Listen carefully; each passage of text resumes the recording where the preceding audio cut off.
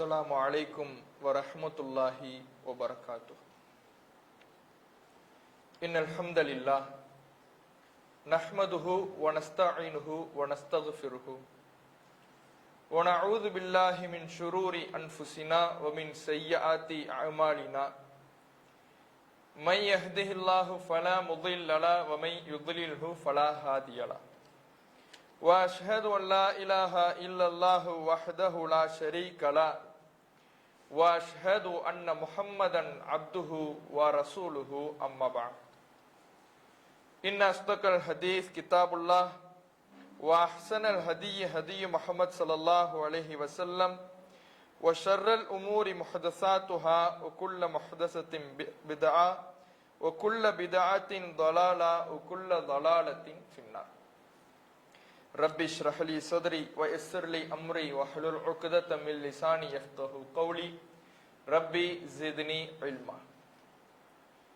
எல்லாம் வல்ல ஏக இறைவனின் அன்பும் அருளும் நம் உயிரினு மேலான நபிகள் நாயகம் ஸல்லல்லாஹு அலைஹி வஸல்லம் அவர்கள் மீதும் அவர்களது வாழ்க்கை வழிகாட்டுதல்களை தங்களால் இயன்றளவு பின்பற்றி வாழ்ந்து மரணித்த நபித்தோழர்கள் மீதும் நபித்தோழியர்கள் மீதும் குறிப்பாக இங்கு அமர்ந்திருக்கும் நம் அனைவர் மீதும் என்றென்றும் நின்று நிலவட்டுமாக.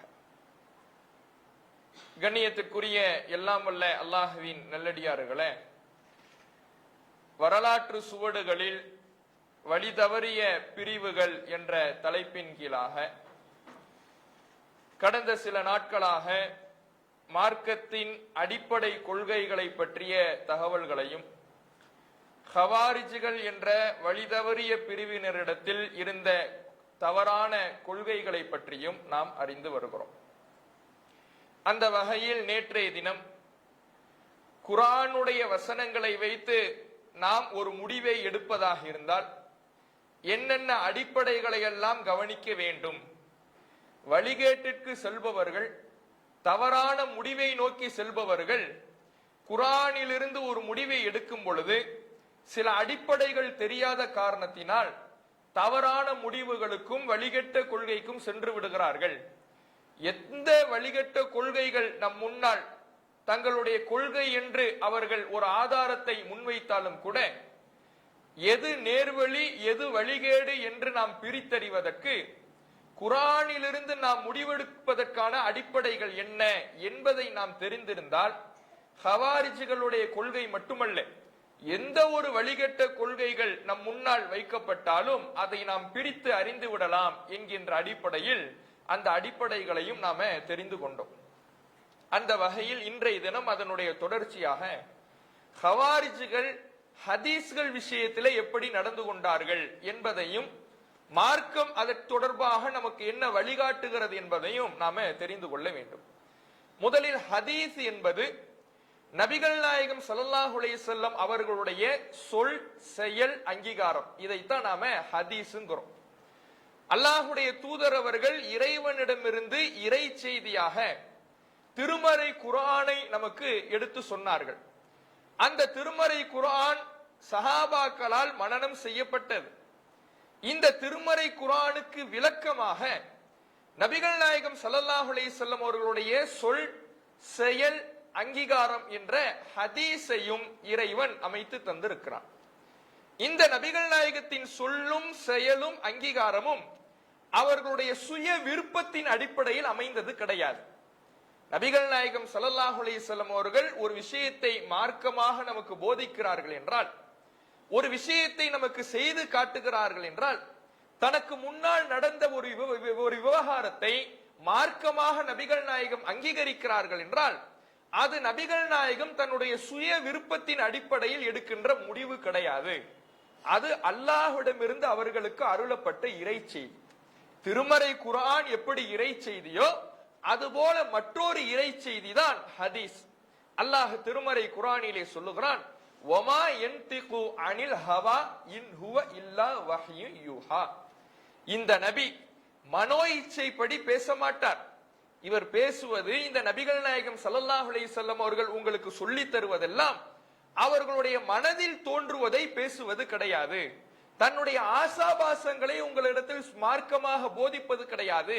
தன்னுடைய உள்ளத்தில் தன்னுடைய சிந்தனையில் உதிக்கின்ற கருத்துக்களை எல்லாம் உங்களுக்கு சட்டதிட்டங்களாக வழங்குவது கிடையாது.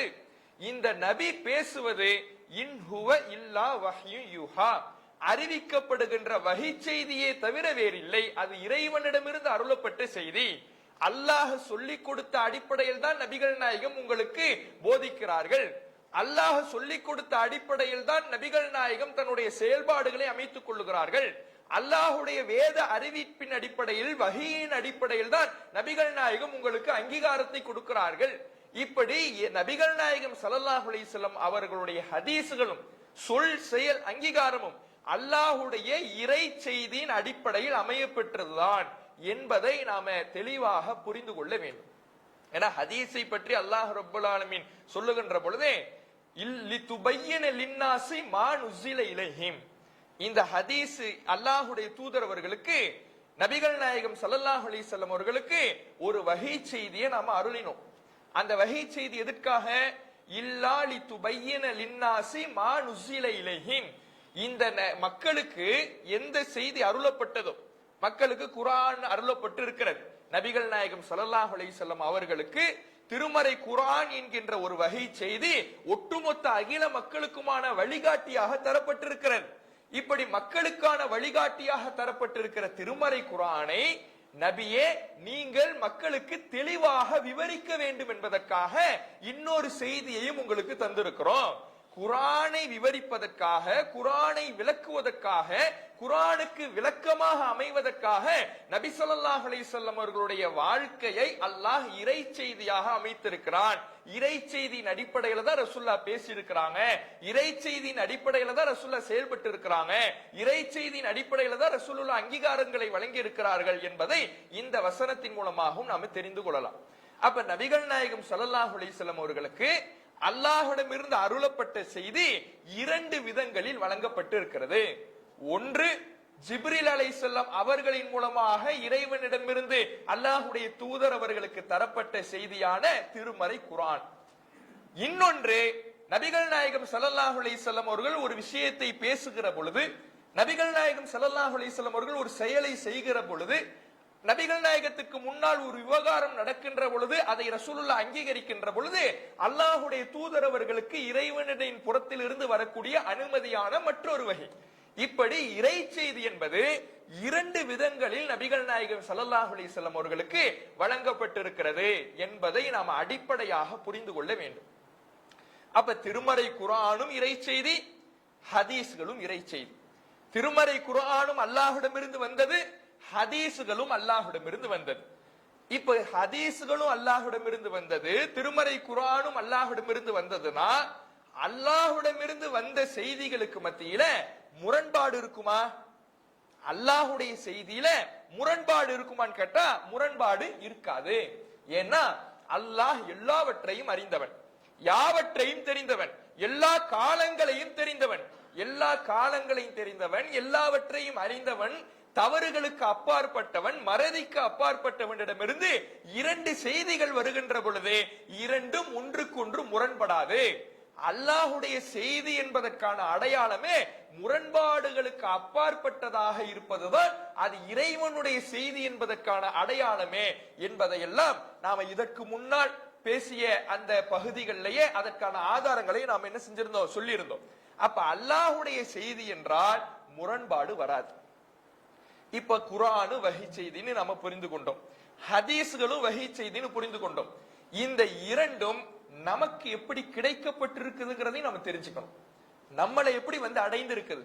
இப்ப குர்ஆன் நபிகள் நாயகம் ஸல்லல்லாஹு அலைஹி வஸல்லம் அவர்களுக்கு ஜிப்ரீல் அலைஹிஸ்ஸலாம் அவர்கள் மூலமாக குர்ஆன் வழங்கப்பட்டது. ரசூலுல்லாஹ்வுக்கு ஜிப்ரீல் அலைஹிஸ்ஸலாம் அவங்க 23 ஆண்டு காலத்துல கொஞ்சம் கொஞ்சமாக சிறிது சிறிதாக ஜிப்ரீல் அலைஹிஸ்ஸலாம் திருமறை குர்ஆனுடைய வசனங்களை சொல்லி கொடுப்பாங்க. நபிகள் நாயகம் ஸல்லல்லாஹு அலைஹி வஸல்லம் அவர்கள் அந்த குர்ஆனுடைய வசனங்களை மனனம் செய்வதற்கு சிரமம் கொள்ள தேவையில்லை, கஷ்டப்பட தேவையில்லை. அது ரசூலுல்லாஹ்வுடைய உள்ளத்துல பதிந்து விடும். நபிகள் நாயகம் ஸல்லல்லாஹு அலைஹி வஸல்லம் அவர்களுடைய உள்ளத்தில் பதிந்த பிறகு அல்லாஹ்வுடைய தூதர் அவர்கள் அந்த திருமறை குர்ஆனுடைய வசனங்களை சஹாபாக்களுக்கு சொல்லிக் கொடுப்பாங்க. சஹாபாக்கள் நபிகள் நாயகத்திடத்தில் கேட்டு அதை மனனம் செய்து கொள்வார்கள். இது ரசூலுல்லாஹ் செய்த ஒரு ஏற்பாடு. ரசூலுல்லாஹ்வுக்கு ஒரு வசனம் வந்த உடனே, ஒரு அத்தியாயம் வந்த உடனே, குர்ஆனுடைய ஒரு பகுதி வந்த உடனே அதை நபிகள் நாயகம் ஸல்லல்லாஹு அலைஹி வஸல்லம் அவர்கள் தன்னுடைய உள்ளத்தில் இருக்கக்கூடிய இறைவனுடைய வார்த்தைகளை சஹாபாக்களுக்கு சொல்லிக் கொடுப்பாங்க. அதை சஹாபாக்கள் மனனம் செய்து கொள்வார்கள். இன்னொரு ஏற்பாடை ரசூலுல்லாஹ் செஞ்சாங்க.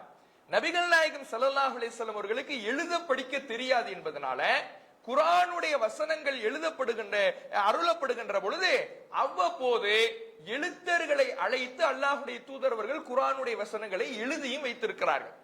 குர்ஆனுடைய வசனங்கள் அருளப்படும் பொழுது, ஒரு அத்தியாயம் அருளப்படும் பொழுது எழுத்தர்களை அழைத்து நபிகள் நாயகம் ஸல்லல்லாஹு அலைஹி வஸல்லம் அவர்கள் அதை எழுதியும் வைத்திருக்கிறார்கள் என்பதையும் நம்மால் ஹதீஸ்கள்ல பார்க்க முடிகிறது. அப்ப குர்ஆன் ரசூலுல்லாஹுக்கு அருளப்பட்ட இறைவனுடைய வார்த்தைகள் நபித்தோழர்களுக்கு எடுத்து சொல்லப்பட்டு நபித்தோழர்கள் மனப்பாடம் பண்றாங்க. சில நபித்தோழர்கள் சிலதை எழுதியும் வைக்கிறாங்க. இப்படி நிறைய நபித்தோழர்கள் மனனம் செய்தவர்கள் ரசூலுல்லாஹ்வுடைய காலத்திலே உருவாகிறாங்க. அதற்கு பிந்தைய காலத்துல அதைவிட அதிகமாக திருமறை குர்ஆனை மனனம் செய்தவர்கள் உருவாகிறார்கள். இப்படி ஒவ்வொரு காலகட்டத்திலேயும் திருமறை குர்ஆன் என்பது பல லட்சக்கணக்கான மக்களால் மனனம் செய்யப்பட்டு நம்ம காலம் வரை குர்ஆன் கடத்தி வரப்பட்டிருக்கிறது. அது தொன்று தொட்டு நம்மிடத்திலே கொண்டு வரப்பட்டிருக்கிறது என்பதை, குர்ஆன் வந்த பாதையை நாம சரியாக புரிந்து கொள்ள வேண்டும். இந்த அடிப்படை முறை குர்ஆன்ல இருந்ததுனால என்ன செய்ய முடியலைன்னா, குர்ஆன்ல புதுசா ஒன்ன நுழைக்க முடியலை. ஏன்னா திருக்குர்ஆனுக்கு முந்தைய வேதங்கள் எல்லாமே மனித கரைகள் படிந்ததாக மாறிவிட்டது. தௌராத் வேதம் இருந்தது, இன்ஜீல் வேதம் இருந்தது. இப்படி இறைவனால் அருளப்பட்ட வேதங்கள் எல்லாம் அந்தந்த தூதர்களுக்கு பின்னால மனித சரக்குகள் இணைக்கப்பட்டதாக மாறிவிட்டது. மனிதனுடைய கரைகள் படிந்ததாக மாறிவிட்டது. இந்த நிலையை அல்லாஹ் குர்ஆனுக்கு ஏற்படுத்தல. குர்ஆனை நான் பாதுகாப்பேன்னு சொன்ன இறைவன் எப்படி பாதுகாக்கிறான்னா, தலைமுறையாக கல்வி வழங்கப்பட்டவர்களுடைய உள்ளங்கள்ல குர்ஆனுடைய மனனத்தை வைத்து காலம் காலமாக அல்லாஹ் அதை பாதுகாத்து கொண்டு வந்து தந்திருக்கிறார். அப்ப இவ்வளவு பேர் காலம் காலமாக மனப்பாடம் பண்ணி வரும் பொழுது இந்த குர்ஆன்ல தவறான கருத்தை மற்ற வேதங்கள்ல செய்ததை போல, இதற்கு திருமறை குர்ஆனுக்கு முந்தைய வேதங்கள்ல கையாடல்களை சேர்த்ததை போல திருமறை குர்ஆன்ல இணைக்க முடிந்ததா என்று கேட்டால் இணைக்க முடியல. ஏன்னா குர்ஆன்ல ஒரு வார்த்தையை இணைச்சா கூட மனனம் செய்த இத்தனை லட்சக்கணக்கான மக்களும் கண்டுபிடிச்சிடுவாங்க. இவ்வளவு பேரிடத்திலையும் குர்ஆன் மனப்பாடமா இருக்கும் பொழுது இதுவும் குர்ஆன்ல இருக்குதுன்னு யாராவது சொல்ல முடியுமா? யாராலையும் சொல்ல முடியாது. அப்படி ஒருவன் வந்து சொன்னால் கூட இவன் பொய் சொல்றான், இவன் இட்டு கட்டுறான், குர்ஆன்ல இல்லாதத குர்ஆன்ல இருக்கிறதா சொல்றான், இவன் இடத்துல ஜாக்கிரதையா இருந்துங்க என்று அவன் சமூகத்திலே அடையாளம் காணப்படுகின்ற அளவுக்கு குர்ஆன் ஒட்டுமொத்த முழு பாதுகாப்பு அம்சத்தோடு நம்மை வந்து அடைந்திருக்கிறது. இதுவே ஹதீஸ்களுடைய பாதையை நாம் அறிந்து கொள்ள வேண்டும். குர்ஆன் நம்மை கடந்து வந்த பாதை இப்படி இருக்குது. ஹதீஸ்களுடைய பாதை எப்படி இருக்குதுன்னா, ஹதீஸ்களை பொறுத்தவரையில குர்ஆனை எப்படி ஒட்டுமொத்தமாக முழு குர்ஆனையும் முழு வடிவத்தோடு ரசூலுல்லாஹ்விடமிருந்து மனனம் செய்த சஹாபாக்கள் இருந்தாங்களோ, நிறைய ஹாஃபில்கள் சஹாபாக்கள் இருந்தாங்க. அவங்க முழு குர்ஆனை மனப்பாடம் பண்ணவங்களா இருந்தாங்க. முழு குர்ஆனையும் மனனம் செய்த ஹாஃபில்கள் சஹாபாக்கள் இருக்கிறாங்க. அதுக்கப்புறம் அடுத்தடுத்த தலைமுறையில் இருக்கிறாங்க. ஆனா ஒட்டுமொத்த ஹதீஸ்களை மனனம் செய்த ஒரு நபித்தோழராவது இருக்கிறாங்களான்னு பார்த்தா இல்ல. எல்லா ஹதீஸ்களையும் ரசூலுல்லாஹ் என்னென்னலாம் சொன்னாங்க, ரசூலுல்லாஹ் என்னென்னலாம் செஞ்சாங்க, ரசூலுல்லாஹ் எதையெல்லாம் அங்கீகரிச்சாங்க, எங்கெங்கெல்லாம் போனாங்க, இப்படி நபிகள் நாயகம் ஸல்லல்லாஹு அலைஹி வஸல்லம் அவர்களுடைய ஒட்டுமொத்த விவரங்களையும் மனனம் செய்த அறிந்து வைத்திருந்த ஒரு நபித்தோழராவது இருக்கிறாங்களான்னு பார்த்தா ஒருத்தர் கூட இல்லை. அதிகபட்ச ஹதீஸ்களை அறிவித்தவரே அபூ ஹுரைரா ரலியல்லாஹு அவர்கள் தான். ஆனா அவரே எவ்வளவு ஹதீஸ்கள் தான் அறிவிக்கிறாரு? 5000 சொச்ச ஹதீஸ்கள் தான் அறிவிக்கிறார். நபித்தோழர்கள்லயே அதிகமான ஹதீஸ்களை அறிவித்தவர் அபூ ஹுரைரா ரலியல்லாஹு அவர்கள். அவர் அறிவித்த ஹதீஸ்களுடைய எண்ணிக்கை பார்த்தீங்கன்னா வெறும் 5000 சொச்சம். அப்ப எல்லா நபித்தோழர்களில் ஒருவர் கூட எல்லா ஹதீஸ்களையும் மனனம் செய்தவராக இல்லை என்பதை என்ன செய்ய முடியுது? இதிலிருந்து நம்மால் அறிந்து கொள்ள முடிகிறது. ஏன்? அதுக்கு பல காரணங்களும் இருந்தது. ஏன்னா நபிகள் நாயகம் ஸல்லல்லாஹு அலைஹி வஸல்லம் அவர்கள் ஒரே இடத்துல இருந்துகிட்டு இல்லை. ஒரே இடத்துல ரசூல்லா இருந்தாங்களான்னு கேட்டா இல்ல. தன்னுடைய குடும்பத்தோடு செலவழிக்கக்கூடிய நேரத்தை செலவழித்தாங்க. அப்ப அந்த குடும்பத்திலே நேரத்தை செலவழிக்கும் பொழுது, குடும்பத்திற்கான வழிகாட்டுதலை தருகின்ற பொழுது, அந்த வழிகாட்டல்களை ரசூல்லாவுடைய மனைவிமார்களுக்கு தான் தெரியும். வீட்டில நடக்கக்கூடிய விஷயங்கள், வீட்டில ரசூல்லா சொல்லக்கூடிய அறிவுரைகள், வீட்டில் நபிகள் நாயகம் தரக்கூடிய அனுமதிகள், பெண்களுக்கு நபிகள் நாயகம் தன்னுடைய மனைவிமார்களுக்கு சொல்லி தருகின்ற சட்டங்கள், இதெல்லாம் யாருக்கு தெரியும்னா ரசூல்லாவுடைய மனைவிமார்களுக்கு தான் தெரியும். ரசூல்லாவுடைய மனைவிமார்களோடு ரசூல்லா இருக்கும் பொழுது அந்த நேரத்தில் மத்தவங்க இருக்க முடியுமா? மத்தவங்க இருந்து அந்த செய்தியை கற்றுக்கொள்ள முடியுமா? முடியாது. வீட்டில இருக்கக்கூடிய விஷயங்கள் அவங்களுடைய மனைவிமார்களுக்கு தான் தெரியும். நபிகள் நாயகம் ஸல்லல்லாஹு அலைஹி வஸல்லம் அவர்கள் வெளியூருக்கு பயண புறப்பட்டு போவாங்க. பயணத்துல இருக்கும் பொழுது பல சட்ட திட்டங்களை சொல்லி தந்திருக்கிறாங்க. அந்த சட்ட திட்டங்கள் யாருக்கு தெரியும்? அந்த பயணத்துல ரசூல்லாவோடு யார் இருந்தாங்களோ அவங்களுக்கு தான் தெரியும். உள்ளூர்ல இருந்தவங்களுக்கு தெரியாது, அவர்களுடைய மனைவிமார்களுக்கே தெரியாது. இப்படி ஒருவருக்கு தெரிந்த செய்திகள் மற்றவருக்கு தெரியவில்லை.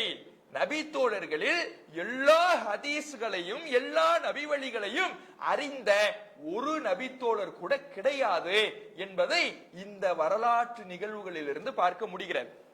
அப்ப எல்லா ஹதீஸ்களையும் தெரிந்த நபி தோழர் இல்ல.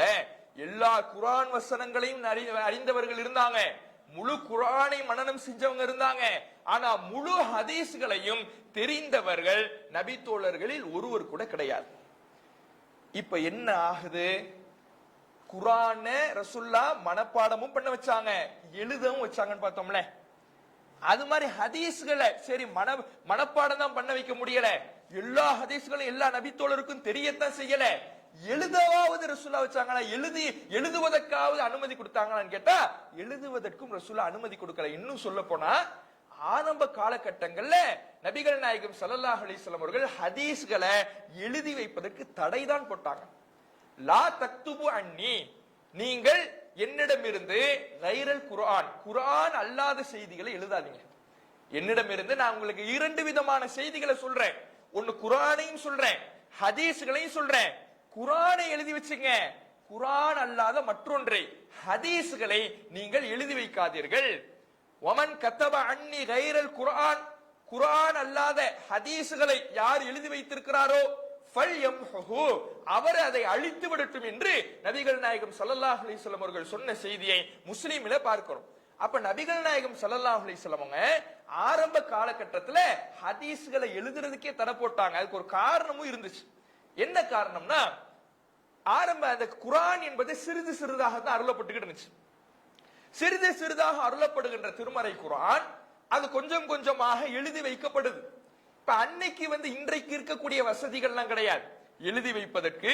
இன்றைக்கு ஒரு விஷயத்தை எழுதி வச்சோம்னா தனித்தனியாக பார்ப்பாட்டாக எழுதி வைக்கலாம், பிரித்து வைக்கலாம், ஃபைல் பண்ணி வைக்கலாம், எல்லா வசதிகளும் இன்னைக்கு இருக்குது. ஆனா அன்றைக்கு அப்படி கிடையாது.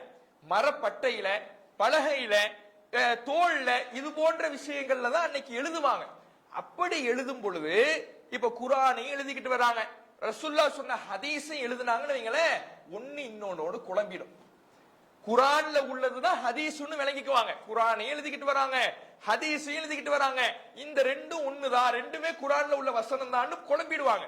இப்படி என்ன குழப்புவதற்கு அன்னைக்கு ஒரு காரணம் இருந்துச்சு. ஏன்னா முழு குர்ஆன் இன்னும் அருளப்படல. முழு குர்ஆன் அருளப்படாத பொழுது, முழு குர்ஆன் அருளப்பட்டு எல்லாரும் மனனம் செஞ்சுட்டாங்களாவது இந்த தவறு கண்டுபிடிக்கப்பட்டுரும். இது குர்ஆன் இல்லப்பா, இது ஹதீஸ், நான் முழுசா மனப்பாடம் பண்ணி இருக்கிறேன், இப்படி சொல்வதற்கு ஆள் இருப்பாங்க. இன்னும் முழுசா அருளப்படலை, அப்பதான் கொஞ்சம் கொஞ்சமாக அருளப்பட்டிருக்குது. அதனால் குர்ஆனை எழுதிங்க, ஹதீஸ்களை எழுதாதீங்கன்னு ரசூல் ஆரம்பத்துல தடை போடுறாங்க.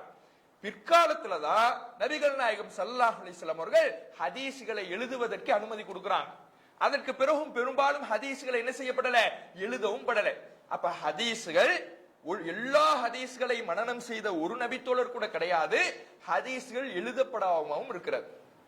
எப்ப எழுதப்படுதுன்னா 2ஆம் நூற்றாண்டுல உமர் இப்னு அப்துல் அசீஸ் என்ற ஒரு சிறந்த ஒரு ஆட்சியாளர், அவருடைய காலத்துலதான் அவர் தான் என்ன பண்றாருன்னா, நம்ம ஹதீஸ்களை தொகுக்கணும், ஹதீஸ்களை என்ன செய்யணும், எழுத்தாக்கமாக தொகுக்க வேண்டும்.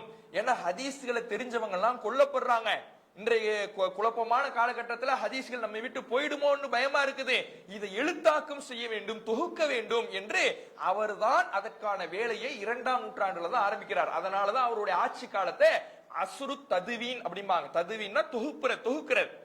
தொகுத்த காலம், ஹதீஸ்களை எழுத்தாக்கமாக்கிய காலம்னு அவருடைய காலத்துக்கு சொல்லுவாங்க. அப்ப 2ஆம் நூற்றாண்டு வரை எப்படிதான் ஹதீஸ்கள் புழங்கப்பட்டிருக்குது? வாய்மொழி பரிமாற்றம் தான். எனக்கு தெரிஞ்சதை உங்களுக்கு சொல்லுவேன், உங்களுக்கு தெரிஞ்சதை எனக்கு சொல்லுவீங்க, அவருக்கு தெரிஞ்சதை இவருக்கு சொல்லுவாரு, இவருக்கு தெரிஞ்சதை அவருக்கு சொல்லுவாரு. எல்லாரும் எல்லா ஹதீஸ்களையும் தெரியாதவர்களாகத்தான் அவரவர்களுக்கு என்ன தெரிகிறதோ அதை அடுத்தவர்களுக்கு வாய்மொழி பரிமாற்றம் தான் செஞ்சுக்கிட்டு இருந்தாங்க. இப்போ விஷயத்துக்கு வருவோம். இப்ப 2 குர்ஆன் கடந்து வந்த பாதையும் பார்த்தோம், ஹதீஸ்கள் கடந்து வந்த பாதையும் பார்த்தோம். இப்ப குர்ஆன் கடந்து வந்த பாதையை பார்க்கின்ற பொழுது அதுல ஒரு தவறான கருத்தை நுழைப்பதற்கு வாய்ப்பு இருந்துச்சா? வாய்ப்பே இல்லை. ஏன்னா எல்லா முழு குர்ஆனையும் மனனம் செஞ்ச பேர் அத்தனை பேர் இருக்கிறாங்க. அவ்வளவு பேர் இருக்கும் பொழுது ஒரு இஸ்லாத்தை களங்கப்படுத்த வேண்டும் என்று நினைப்பவர்கள், தவறான நோக்கத்தில் இருப்பவர்கள், அல்லது மனித பலவீனத்தினால மறக்கக்கூடியவர்கள் கூட தவறான செய்திகளை குர்ஆன்ல பேரால சொல்லிட முடியுமா? இட்டு கட்டிட முடியுமா? இது குர்ஆன்ல உள்ள வசனம், இது குர்ஆன்ல உள்ள அத்தியாயம் என்று குர்ஆனில் இல்லாததை சொல்லிவிட முடியுமா? ஒரு வசனத்தை மறந்துட்டு தப்பா புரிஞ்சுக்கிட்டு வார்த்தையை மாற்றி விளங்கிக்கிட்டு இதுவும் குர்ஆன்ல உள்ளதுதான் யாராவது ஒரு மனித பலவீனத்திலேயாவது தவறான தகவல்களை நுழைச்சிட முடியுமா? நுழைக்க முடியாது. ஏன்? இவ்வளவு பேர் முழு குர்ஆன மனப்பாடம் பண்ணி இருக்கும் பொழுது யாராவது ஒருவர் இப்படி தவறான கருத்தை நுழைக்க முற்படும் பொழுது கூட அது கண்டுபிடிக்கப்பட்டுடும். இது குர்ஆன் இல்லப்பா, நீ ஏதோ தப்பா விளங்கி இருக்கிற, சுட்டி காட்டப்பட்டுடும். இவன் ஆள் சரியில்லை, பொய் சொல்ல பாக்குறான், இட்டுக்கட்ட பாக்குறான், குர்ஆன்ல இல்லாத கருத்தை குர்ஆன் நுழைக்க பாக்குறான், இதெல்லாம் குர்ஆன் இல்ல. நாம ஹாஃபில்கள் இவ்வளவு பேர் இருக்கிறோம், இவ்வளவு பேருக்கு முழு குர்ஆனை மனப்பாடம் பண்ணி இருக்கிறோம், இவன் ஏதோ ஒரு கெட்ட நோக்கத்துல வந்திருக்கிறான், ஆள்கிட்ட ஜாக்கிரதையா இருந்துங்க, இப்படி அடையாளம் காணப்பட்டுடும். இந்த முறை குர்ஆனுக்கு இருந்துச்சு.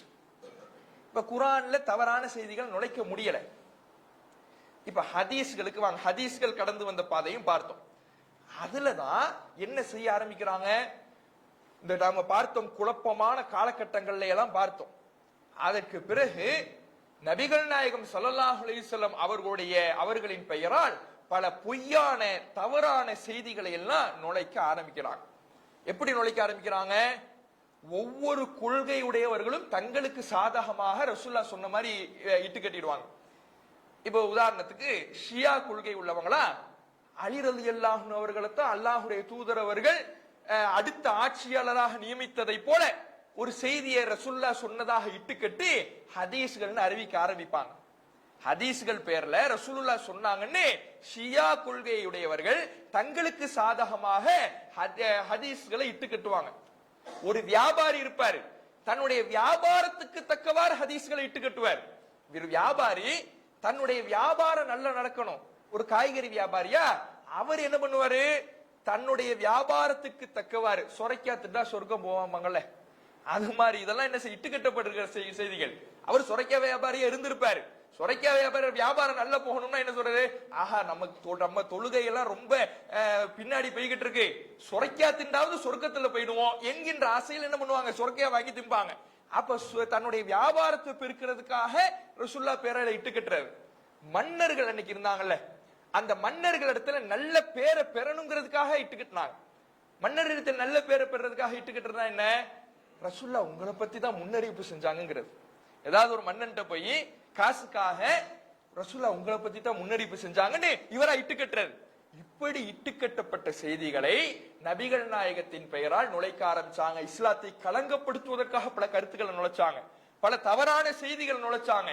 இப்படி இஸ்லாத்தில் இல்லாத செய்திகளை, நபிகள் நாயகம் சொல்லாத செய்திகளை, நபிகள் நாயகம் செய்யாத செய்திகளை, நபிகள் நாயகம் அங்கீகரிக்காத செய்திகளை நபிகள் நாயகத்தின் பெயரால் நுழைக்க ஆரம்பிக்கிறாங்க.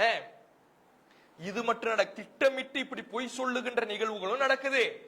மறதியினால மனுஷன் பலவீனம் தானே, மனுஷனுக்கு மறதி இல்லைன்னு சொல்ல முடியாது, மறதி இருக்கும். எவ்வளவு நம்பகமான மனிதனா இருந்தாலும், எவ்வளவு அறிவாற்றல் நிறைந்த மனிதனாக இருந்தாலும் மறதிங்கிறது வரும்.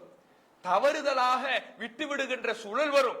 இது மாதிரி சில பேர் தெரியாமலும் தப்பா விளங்கிக்கிட்டு, தப்பா புரிஞ்சுக்கிட்டு, தவறுதலாக கேட்டுக்கிட்டு ரசூலுல்லாஹ் இப்படி சொன்னாங்கன்னு சில கருத்தை சொல்லுவாங்க. ஒரு வார்த்தையை மாத்தி போட்டுடுவாங்க, ஹதீஸ் கருத்தை மாறிடும். ரசூலுல்லாஹ் சொன்ன வார்த்தையில ஒரு வார்த்தையை மாத்தி போட்டுருவாங்க. இருக்குங்கிற இடத்துல இல்லன்றுவாங்க, இல்லங்கிற இடத்துல இருக்குன்றுவாங்க. ஒட்டுமொத்த ஹதீஸுடைய கருத்தை மாத்திடும். இப்படி திட்டமிட்டு பல தவறான கருத்துக்கள் ஹதீஸ்களின் பெயரால் நுழைக்கப்படுகிறது. மனித பலவீனத்தினாலும் பல தவறான கருத்துக்கள் ஹதீஸ்களோடு ரசூலுல்லாஹ் சொல்லாத தகவல்கள் இணைந்து விடுகிறது. அப்ப இதை பிரித்து பார்க்கணும். எப்படி பிரிச்சு பார்க்கிறது? குர்ஆன் மாதிரி ஒட்டுமொத்த ஹதீஸ்களையும் மனனம் செய்த நபித்தோழர்கள் இருந்தாங்கன்னா, மக்கள் இருந்தாங்கன்னா, தவறான செய்திகள் நுழைக்கப்படும் பொழுது ஆள் பொய் சொல்றா அல்லது ஆள் மறந்துட்டாரு, நாம எல்லாரும் முழு குர்ஆன மனப்பாடம் பண்ணி இருக்கிறோம், அந்த முழு குர்ஆன்ல இவர் சொல்லுகிற தகவல் இல்லைன்னு நாம என்ன செஞ்சிடலாம்? அந்த செய்தியை மறுத்து விடலாம், அந்த செய்தியை நிராகரித்து விடலாம். இது ரசூலுல்லாஹ்வுக்கு சம்பந்தம் இல்ல, இது குர்ஆன் இல்லை என்று விட்டு விடலாம். ஹதீஸ்கள் அப்படியான நிலை இருக்குதா? முழு ஹதீஸ்களையும் ஒட்டுமொத்த நபிகள் நாயகத்தினுடைய வார்த்தைகளையும் நபிகள் நாயகத்தினுடைய செயல்பாடுகளையும் அங்கீகாரங்களையும் மனனம் செய்த நபித்தோழர்கள் இருக்கிறாங்களா? இல்ல. தாபீன்கள் இருக்கிறாங்களா? இல்ல. சஹாபாக்களே இல்லைன்னா தாபீன்கள் இருப்பாங்களா? இல்ல. இப்படி ஒரு ஹதீஸை ஒட்டுமொத்த ஹதீஸ்களையும் மனனம் செய்த ஒரு ஆள் கூட இல்லாத காரணத்தினாலதான் இப்படி தவறான செய்திகள் நுழைக்கிறாங்க. இதை கண்டுபிடிக்க முடியுமா? நீ கேட்காம இருந்திருக்கலாம், இவரா உன்னை சொல்லிட்டு இவரா உன்னை பரப்பிட்டு என்ன சொல்லலாம்? நீ கேட்காம இருந்திருக்கலாம்பா, ரசூலுல்லாஹ் நான் அங்க ரசூலுல்லாஹ் அந்த இடத்துல இருந்தாங்கன்னு சஹாபாக்கள் சொன்னாங்களே, அந்த இடத்துல ரசூலுல்லாஹ் சொல்லியிருக்கலாம். இப்படி ரசூலுல்லாஹோட சம்பந்தப்படுத்தி நபித்தோழர்களோடு சம்பந்தப்படுத்தி பின்னால் வந்தவர்கள் பல தவறான செய்திகளை ரசூலுல்லாஹ்வின் பெயரால் நுழைக்க ஆரம்பிச்சாங்க. இதை கண்டுபிடிப்பதற்கான சூழல் இல்லாததுனாலதான் இதை கண்டுபிடிப்பதற்கு ஹதீஸ் கலை என்ற ஒரு விதியையே உருவாக்குறாங்க. ஹதீஸ் கலைங்கிறோம்ல, அந்த விதியையே இப்படி எது ரசூலுல்லாஹ் உண்மையில் சொன்னது, எது ரசூலுல்லாஹ்வின் பெயரால் நுழைக்கப்பட்ட செய்திகள், எது ஏற்றுக்கொள்ளத்தக்க வகையில் அமைந்த செய்திகள், உண்மையில் நபிகள் நாயகத்தோடு இணைக்கப்பட வேண்டிய செய்திகள், நபிகள் நாயகத்தோடு இணைக்கப்பட வேண்டிய செயல்கள் எதெல்லாம் ரசூலுல்லாஹுடைய பெயரால் நுழைக்கப்பட்டது, எதுவெல்லாம் ரசூலுல்லாஹோடு இணைக்கப்பட்டது, தவறுதலாக புரிந்து கொள்ளப்பட்டது, இப்படி பிரித்து அறிவதற்காகத்தான் ஏற்றுக்கொள்ளத்தக்க செய்தி எது, மறுக்கத்தக்க செய்தி எது, பிரித்து அறிவதற்காகத்தான் ஹதீஸ்களின் உருவாக்கப்படுது. அப்ப இதை நாம அடிப்படையாக புரிந்து கொண்டால்தான் இந்த ஹவாரிஜிகளுடைய ஹதீஸ்கள் விஷயத்துல அவங்க எப்படி நடந்துகிட்டாங்கிறத நம்ம தெரிஞ்சுக்க முடியும். ஹவாரிஜிகளுடைய ஹதீஸ்கள் விஷயம் எப்படி தெரியுமா? இப்ப நாம ஹவாரிஜிகளுடைய கொள்கைகளை பார்த்தோம். என்னென்ன கொள்கைகளை பார்த்தோம்? ஆட்சியாளருக்கு எதிராக கிளர்ச்சி செய்கிற கொள்கையை பார்த்தோம். பெரும்பாவங்கள் செய்தவர்கள் காஃபிர்கள் என்று சொல்லக்கூடிய கொள்கையை பார்த்தோம். ஷஃபாத்லாம் ஒண்ணும் கிடையாது, ஒருத்தர் பெரும்பாவம் செஞ்சிட்டாரே நிரந்தர நரகம் தான், அவர் சொர்க்கத்துக்கு வர முடியாது என்கின்ற கொள்கையை பார்த்தோம். குர்ஆனுக்கு தவறான விளக்கம் கொடுத்து இறைவனுடைய தன்மைகளை மறுக்கின்ற செய்திகளை கொள்கைகளை பார்த்தோம். இப்ப இந்த கொள்கைகளை எல்லாம் நம்ம பார்க்கும் பொழுது அது தொடர்பாக மார்க்கம் என்ன சொல்லுது, மார்க்கம் என்ன நிலைப்பாடு நமக்கு போதிக்குதுங்கிறதையும் பார்த்தோம். அந்த நேரத்துல பல ஹதீஸ்களை பட்டியல் போட்டோம்ல. ஷஃபாத்து தொடர்பாக பார்க்கும் பொழுது ஷஃபாத்து தொடர்பாக பல ஹதீஸ்களை நம்ம சொன்னோம். புகாரில இருக்குது, முஸ்லீம்ல இருக்குது. மறுமை நாள் ரசூலுல்லாஹ் ஷஃபாத்து செய்வாங்க. கலிமா யாருடைய உள்ளத்துல உளப்பூர்வமாக இருக்குதோ அவர்களை நரகத்திலிருந்து வெளியேற்றுவார்கள். ஹதீஸ்களை பார்த்தோம். ஒரு இஸ்லாமிய ஆட்சியாளர் இருந்தால் அவருக்கு அவர் அநியாயம் செய்தாலும் எப்படி அந்த ஆட்சியில நடந்து கொள்ள வேண்டும் ரசூலுல்லாஹ்வுடைய வழிகாட்டுல பார்த்தோம். இந்த செய்திகளை எல்லாம் இவங்க என்ன பண்ணிடுவாங்கன்னா விட்டுடுவாங்கன்னா என்ன, அந்த ஹதீஸ்களை ஏற்றுக்கொள்ள மாட்டார்கள். அந்த ஹதீஸ்களை ஏற்றுக்கொள்ள மாட்டார்கள். ஹவாரிஜிகள்லயே பல பிரிவுகள் இருக்குது. ஹவாரிஜிகளுக்கு உள்ளேயே பல பெயர்களில் பல பிரிவுகள் இருக்குது. அந்த பிரிவுகள்ல சில பேர் என்ன பண்ணுவாங்கன்னா ஒட்டுமொத்தத்துக்கு ஹதீஸ்களே மறுத்துறது. ஒட்டுமொத்தத்துக்கு என்ன பண்ணிடுறது? ஹதீஸ்களே கிடையாது, குர்ஆனே போதும்ங்கிறது. இதே வழிகட்ட சிந்தனை சமீப காலத்திலே நமக்கு ஒரு சில ஆண்டுகளுக்கு முன்பாகவும் நம்ம தமிழகத்திலேயும் இருந்தது. குர்ஆன் மட்டும் போதும், அஹ்லே குர்ஆன் சொல்லிக்கொண்டு குர்ஆன் மட்டும் போதும்ங்கிற சிந்தனை இருந்தது. அவங்க எதை சொல்ல மாட்டாங்க, குர்ஆனே போதும், ஹதீஸ்கள்லாம் தேவையில்லை. ஏன்? குர்ஆன்லயே அல்லாஹ் எல்லாத்தையும் தெளிவுபடுத்திட்டான் அப்படிம்பாங்க. அப்ப அவர்கள்ட்ட பல கேள்விகளை நம்ம கேட்கலாம். குர்ஆன்லயே அல்லாஹ் எல்லாத்தையும் தெளிவுபடுத்திட்டான்னா தொழுவுங்கன்னு இருக்கு, எப்படி தொழுவுங்கிறத காட்டுங்க பாப்போம். தொழுவுங்கன்னு அல்லாஹ் சொல்றான்ல, அகீமுஸ் ஸலாத்துன்னு திருமறை குர்ஆனிலே அல்லாஹ் பல இடங்கள்ல கட்டளை போடுறான்ல, எப்படி தொழணும் அதுக்கு தான் ரசூலுல்லாஹ் விளக்கம். நபிகள் நாயகம் ஸல்லல்லாஹு அலைஹி வஸல்லம் அவர்கள் இன்னும் சுயமாக சொல்லல, சுயமாக நடக்கல. ரசூலுல்லாஹ்வுடைய சொல், செயல், அங்கீகாரம் எல்லாமே இறை செய்தியின் அடிப்படையில தான். குர்ஆனை எப்படி எடுத்துக்கொள்வது கடமையோ அதே போல ஹதீஸ்களை எடுத்துக்கொள்வதும் கடமை. இதை ஒருவன் மறுக்க கூடாது. ஹதீஸ்கள் மார்க்கத்தில் இல்லைன்னு சொன்னானா அவன் காஃபிர் தான். அவருக்கு என்ன பண்ண முடியாது, அவர்களை மூமின்கிற லிஸ்ட்ல சேர்க்க முடியாது. அல்லாஹ் தஆலா திருமறை குர்ஆன்ல சூரத்து நிசாவுல 4வது அத்தியாயம் 150வது வசனத்துல சொல்றான், இன்னல்லதீன யக்ஃபுரூன பில்லாஹி வ ருசுலிஹி, அல்லாஹ்வுக்கு மத்தியிலேயும் அவனுடைய தூதர்களுக்கு மத்தியிலேயும் தூதரை மறுத்து, வயுரீதுன யுஃபர்ரிகு பைனல்லாஹி வ ருசுலிஹி, அல்லாஹ்வுக்கு மத்தியிலேயும் அவனுடைய தூதர்களுக்கு மத்தியிலேயும் வேறுபடுத்தி, வயகூலுன நுமினு பிபஅல் வ நக்ஃபுரு பிபஅல், சிலதை ஏற்றுக்கொள்வோம் சிலதை மறுப்போம் என்று எவர்கள் கூறுகிறார்களோ, வயுரீதுன யத்தஹிது பைன தாலிக சபீலா, இதற்கு இடைப்பட்ட பாதையை எவர்கள் தேர்ந்தெடுக்க நாடுகிறார்களோ, உலாயிக ஹுமுல் காஃபிரூன ஹக்கா, அவர்கள்தான் உண்மையான காஃபிர்கள் என்று அல்லாஹ் சொல்கிறான். சிலதை ஏத்துக்கிட்டு குர்ஆனை ஏத்துக்கிறேன் ஹதீஸ் வேணாம் இப்படி ஒருவன் சொல்லுகிறான் என்றால் அவன் தான் உண்மையாக உறுதியான காஃபிர்னு அல்லாஹ் சொல்றான். அப்ப குர்ஆன் மட்டும் போதும் என்கின்ற சிந்தனை இஸ்லாமிய அடிப்படை கொள்கைக்கு உகந்ததல்ல. அது இறை மறுப்பு, அல்லாஹ்வுடைய வார்த்தையை நிராகரிப்பது. குர்ஆனை ஒருவன் ஏற்றுக்கொள்கிறான் என்றால் அவன் ஹதீஸை ஏற்றுக்கொள்ளணும். ஹதீஸை ஒருவன் ஏற்றுக்கொள்ளவில்லைனா அவன் குர்ஆனையே ஏற்றுக்கொள்ளல. ஏன்? குர்ஆன் தான் சொல்லுது ஹதீஸ பின்பற்றணும்னு. குர்ஆன் தான் ஹதீஸ பின்பற்றணும். ரசூலுல்லாஹ்வுக்கு நான் அறிவித்த செய்திகளை நீங்க எடுத்துங்க, இந்த நபி எதை உங்களுக்கு சொல்லி கொடுக்கிறாரோ அதை நீங்க பின்பற்றுங்கன்னு சொல்லி கொடுப்பது எது? குர்ஆன். அப்ப குர்ஆனை ஒருவன் பின்பற்றுகிறேன் என்று சொன்னால் அவன் ஹதீஸ்களையும் பின்பற்றணும். அப்ப இந்த ஹவாரிஜ்கள்ல குர்ஆன்ல எல்லாம் தெளிவுபடுத்தப்பட்டுருச்சு, எங்களுக்கு குர்ஆன் மட்டும் போதும் ஹதீஸ் வேணான்னு ஒட்டுமொத்தமாக மறுக்கின்ற கூட்டமும் இருக்கிறாங்க. இது இறை மறுப்பு. இதுக்கும் இஸ்லாத்துக்கும் எந்த சம்பந்தமும் இல்லை. இதை நாம அடிப்படையாக புரிந்து கொள்ள வேண்டும். இன்னொரு சில சாரா இருக்கிறாங்க, அவங்க என்ன பண்ணுவாங்கன்னா, நாம ஏற்கனவே சொன்ன மாதிரி அவர்களுடைய கொள்கைக்கு தக்கவாறு பல திருமறை குர்ஆனுடைய வசனங்களை வளைத்து திரித்து தஅவீல் என்கின்ற பெயர்ல மாற்று விளக்கம் கூறி குர்ஆனுடைய அடிப்படைகளை தெரியாம ஷஃபாத் இல்லைன்னு சொல்லிக்கிட்டு ஆட்சியாளர்களுக்கு எதிராக கிளர்ச்சி செய்ய குர்ஆனை சொல்லுகிறது என்று சொல்லிக்கொண்டு பெரும்பாவங்கள் செய்தவர்கள் காஃபிர்னு குர்ஆனை சொல்லுகிறது என்று குர்ஆன் வசனங்களை வளைத்துக் கொண்டு இப்படி தங்களுடைய வழிகட்ட சிந்தனைக்கு தகுந்தவாறு தாங்கள் ஒரு முடிவை எடுத்துக்கொண்டு குர்ஆனுடைய வசனங்களை திரித்து வளைத்து மாற்றிவிட்டு ரசூலுல்லாஹ் சொன்ன செய்திகளை எல்லாம் மறுத்து விடுவது. இப்படியான ஹவாரிஜ்களும் இருக்கிறாங்க. இதுவும் தவறு. ஏன்? அவங்க எப்படி அந்த குர்ஆன் வசனங்களுக்கு மாற்று விளக்கம் கொடுத்தாங்க, எப்படி அந்த குர்ஆன் வசனங்களை திரிச்சாங்கன்னா பார்த்தோம். அப்ப இவர்கள் ஒரு முடிவை எடுத்துட்டு அதற்கு தகுந்தவாறு ஹதீஸ்கள் இல்லை என்பதனால மறுக்கிறாங்க. இவங்க ஹதீஸ்களை மறுக்கிறாங்கன்னா ஆதாரபூர்வமாக ஒண்ணு மறுக்கல, இவங்களுடைய முடிவுக்கு தக்கவாறு வரல. இவங்க என்ன முடிவு எடுத்து வச்சிருக்கிறாங்க? ஆட்சியாளருக்கு எதிராக கிளர்ச்சி செய்யணும்னு முடிவு எடுத்து வச்சிருக்கிறாங்க.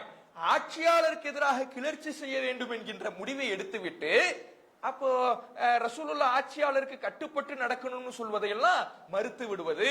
அப்ப இதுவும் தவறான கொள்கை. அதே சமயம் ஹதீஸ்களைன்னு நம்ம பார்த்தோம்ல, ரசூலுல்லாஹ்வுடைய செய்திகளை பிரித்தறிவதற்கான வழிமுறைகளை சொல்லித் தருவதுதான் ஹதீஸ்களை. இந்த ஹதீஸ்களையில நமக்கு ஒரு விதி சொல்லப்படுகிறது. என்ன விதி? ஒரு ஹதீஸை ஏற்றுக்கொள்ள வேண்டும் என்றால் நபிகள் நாயகம் ஸல்லல்லாஹு அலைஹி வஸல்லம் அவர்களின் பெயரால் அறிவிக்கப்படுகிற செய்தியில் உண்மையில் நபிகள் நாயகம் சொன்ன செய்தி எது, உண்மையில் நபிகள் நாயகம் செய்த செய்தி எது, உண்மையில் நபிகள் நாயகம் அங்கீகரித்த செய்தி எது என்று நாம் முடிவு செய்ய வேண்டும் என்றால் அதற்கு 2 விஷயங்களை ஹதீஸ்களை கவனிக்க சொல்லுது. மார்க்கமும் நமக்கு அதுதான் சொல்லுது. என்ன 2 விஷயம்? ஒண்ணு, அறிவிக்கக்கூடிய நபரை பாருங்க. செய்தி அறிவிக்கிறார்ல நபர், அந்த நபரை கவனிங்க. அந்த நபரை கவனிங்க. அவரு நல்லவராக, நீதமானவராக, நேர்மையானவராக இருந்தா அவருடைய செய்தியை ஏற்றுக்கொள்ளுங்க. அவரு பொய்யராக, நேர்மை இல்லாதவராக, பலவீனமானவராக இருப்பார்னா அவருடைய செய்தி ஏத்துக்காதீங்க. இது ஒரு அடிப்படை. ஒரு செய்தியை ஏற்றுக்கொள்ளணும்னா அந்த செய்தியில் இருக்கக்கூடிய அறிவிப்பாளர்களை கவனிக்கணும். அவங்க நல்லவங்களாக இருந்தா, நேர்மையானவங்களாக இருந்தா, உண்மையாளர்களாக இருந்தா அவர்களுடைய செய்தி ஏற்றுக்கொள்ளத்தக்க செய்தி. பொய்யர்களாக இருந்தா, அவர்கள் பலவீனமானவர்களாக இருந்தா அவர்களுடைய செய்தி ஏற்றுக்கொள்ள கூடாது.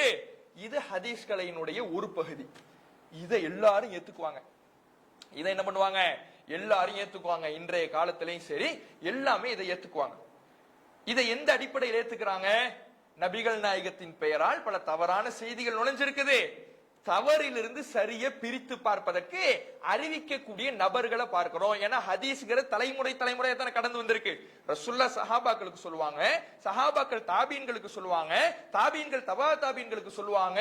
இப்படி தலைமுறையாக பல மனிதர்களை கடந்து வந்திருக்கிறதுனால அந்த மனித வரிசையில், மனித சங்கிலி தொடரில் யார் பலவீனமானவர், யார் நம்பகமானவர், நம்பகமானவர் அறிவிக்கக்கூடிய செய்தி ஏற்றுக்கொள்ளப்படும், பலவீனமானவர் சொன்ன செய்தி நிராகரிக்கப்படும். இப்படி ஒரு செய்திய நபிகள் நாயகத்தின் பெயரால தான் வருது, நபிகள் நாயகம் செஞ்சாங்கன்னு தான் வருது. ஆனா அறிவிக்கிறவர் என்னவா இருக்கிறாரு? பலவீனமானவரா இருக்கிறார். அறிவிக்கிறவர் பலவீனமானவரா இருக்கும் பொழுது அந்த செய்தியை நடைமுறைக்கு கொண்டு வராம விட்டுறாங்க. இவங்களை ஹதீஸ் மறுப்பாளர்கள் சொல்லுவோமா? ரசூலுல்லாஹ்வுடைய பெயரால தான் செய்தி வருது, ரசூலுல்லாஹ்வுடைய பெயரால தான் ரசூலுல்லாஹ் செஞ்சதாகத்தான் செய்தி வருது, ரசூலுல்லாஹ் அங்கீகரிச்சதாகத்தான் செய்தி வருது. ஆனா அறிவிக்கிற நபர் பலவீனமானவராக இருக்கிறதுனால அந்த செய்தியை நடைமுறைக்கு கொண்டு வரதில்லை. நடைமுறைக்கு நபிகள் நாயகத்தின் பெயரால் வந்த ஒரு செய்தியை நடைமுறைக்கு கொண்டு வராத காரணத்தினால் அவர் இப்படியான ஒரு விதியை கடைபிடித்தவர்களை ஹதீஸ் மறுப்புன்னு சொல்லுவோமா? சொல்ல மாட்டோம். இப்ப இரண்டாவது விதிக்கு வரும். இது முதல் விதி, ஆட்களை கவனிக்க வேண்டும்ங்கிறது முதல் விதி. இரண்டாவது விதி என்னன்னா, நபிகள் நாயகத்தின் பெயரால் அறிவிக்கப்படுகின்ற செய்தியினுடைய கருத்தையும் கவனிக்கணும். ஆளை பார்த்தா மட்டும் போதாது, எதையும் கவனிக்கணும், கருத்தையும் கவனிக்கணும். ஏன்? ஒரு நம்பகமானவராக இருந்தாலும் கூட அவரிடத்திலேயும் சில நேரங்களில் தவறுகள் ஏற்படலாம். சில நேரங்கள்ல நம்பகமானவராக இருந்தால் கூட அவரிடத்திலேயும் கது யஹிமு சிகா, ஹதீஸ்களினுடைய அடிப்படை விதியாகவே என்ன சொல்லுவாங்கன்னா, கது யஹிமு சிகா, நம்பகமானவர் கூட சில நேரங்களில் தவறாக அறிவிக்கலாம். ஆளை பார்த்தோம்னா நம்பகமானவர் என்று சொல்லப்படும். அவருடைய காலத்துல வாழ்ந்தவங்க அவர் நம்பகமானவர் தான், அவர் உண்மையானவர் தான், அவர் நல்லவர் தான், இப்படிதான் சொல்லியிருப்பாங்க. என்ன நம்பகமானவர்களாக இருந்தாலும் மனுஷன் தானே, மனிதர் என்கின்ற பொழுது அவரிடத்திலையும் தவறான தகவல்கள் வரலாம் என்கின்ற அடிப்படையில நம்பகமானவர்களும் சில நேரத்தில் தவறாக அறிவிக்கலாம். அதனால ஆளை மட்டும் பார்க்காதீங்க, கருத்தையும் பாருங்க. ரசூலுல்லாஹ்வுடைய பெயரால என்ன கருத்தை சொல்றாங்க அதையும் கவனிங்க என்று நமக்கு ஹதீஸ்களை சொல்லுது. ஹதீஸ்களை மட்டும் சொல்லல, ரசூலுல்லாஹ்வை நமக்கு சொல்லி தராங்க. அகமதிலே பதிவு செய்யப்பட்ட செய்தி, அகமது கிதாபுல 16058வது செய்தியாக பதிவு செய்யப்பட்டிருக்குது. ரசூலுல்லாஹ் சொல்றாங்க, இதா சமிஅத்துமுல் ஹதீஸ அன்னி, என் பெயரால் ஒரு செய்தியை நீங்கள் கேள்விப்படுகிறீர்கள். கேள்விப்படுறது யார் பெயரால தான்? ரசூலுல்லாஹ் பெயரால தான். ரசூலுல்லாஹ் இப்படி சொன்னாங்க, ரசூலுல்லாஹ் இப்படி செஞ்சாங்க, ரசூலுல்லாஹ் இப்படி அங்கீகரிச்சாங்கன்னு தான் நீங்க கேள்விப்படுறீங்க.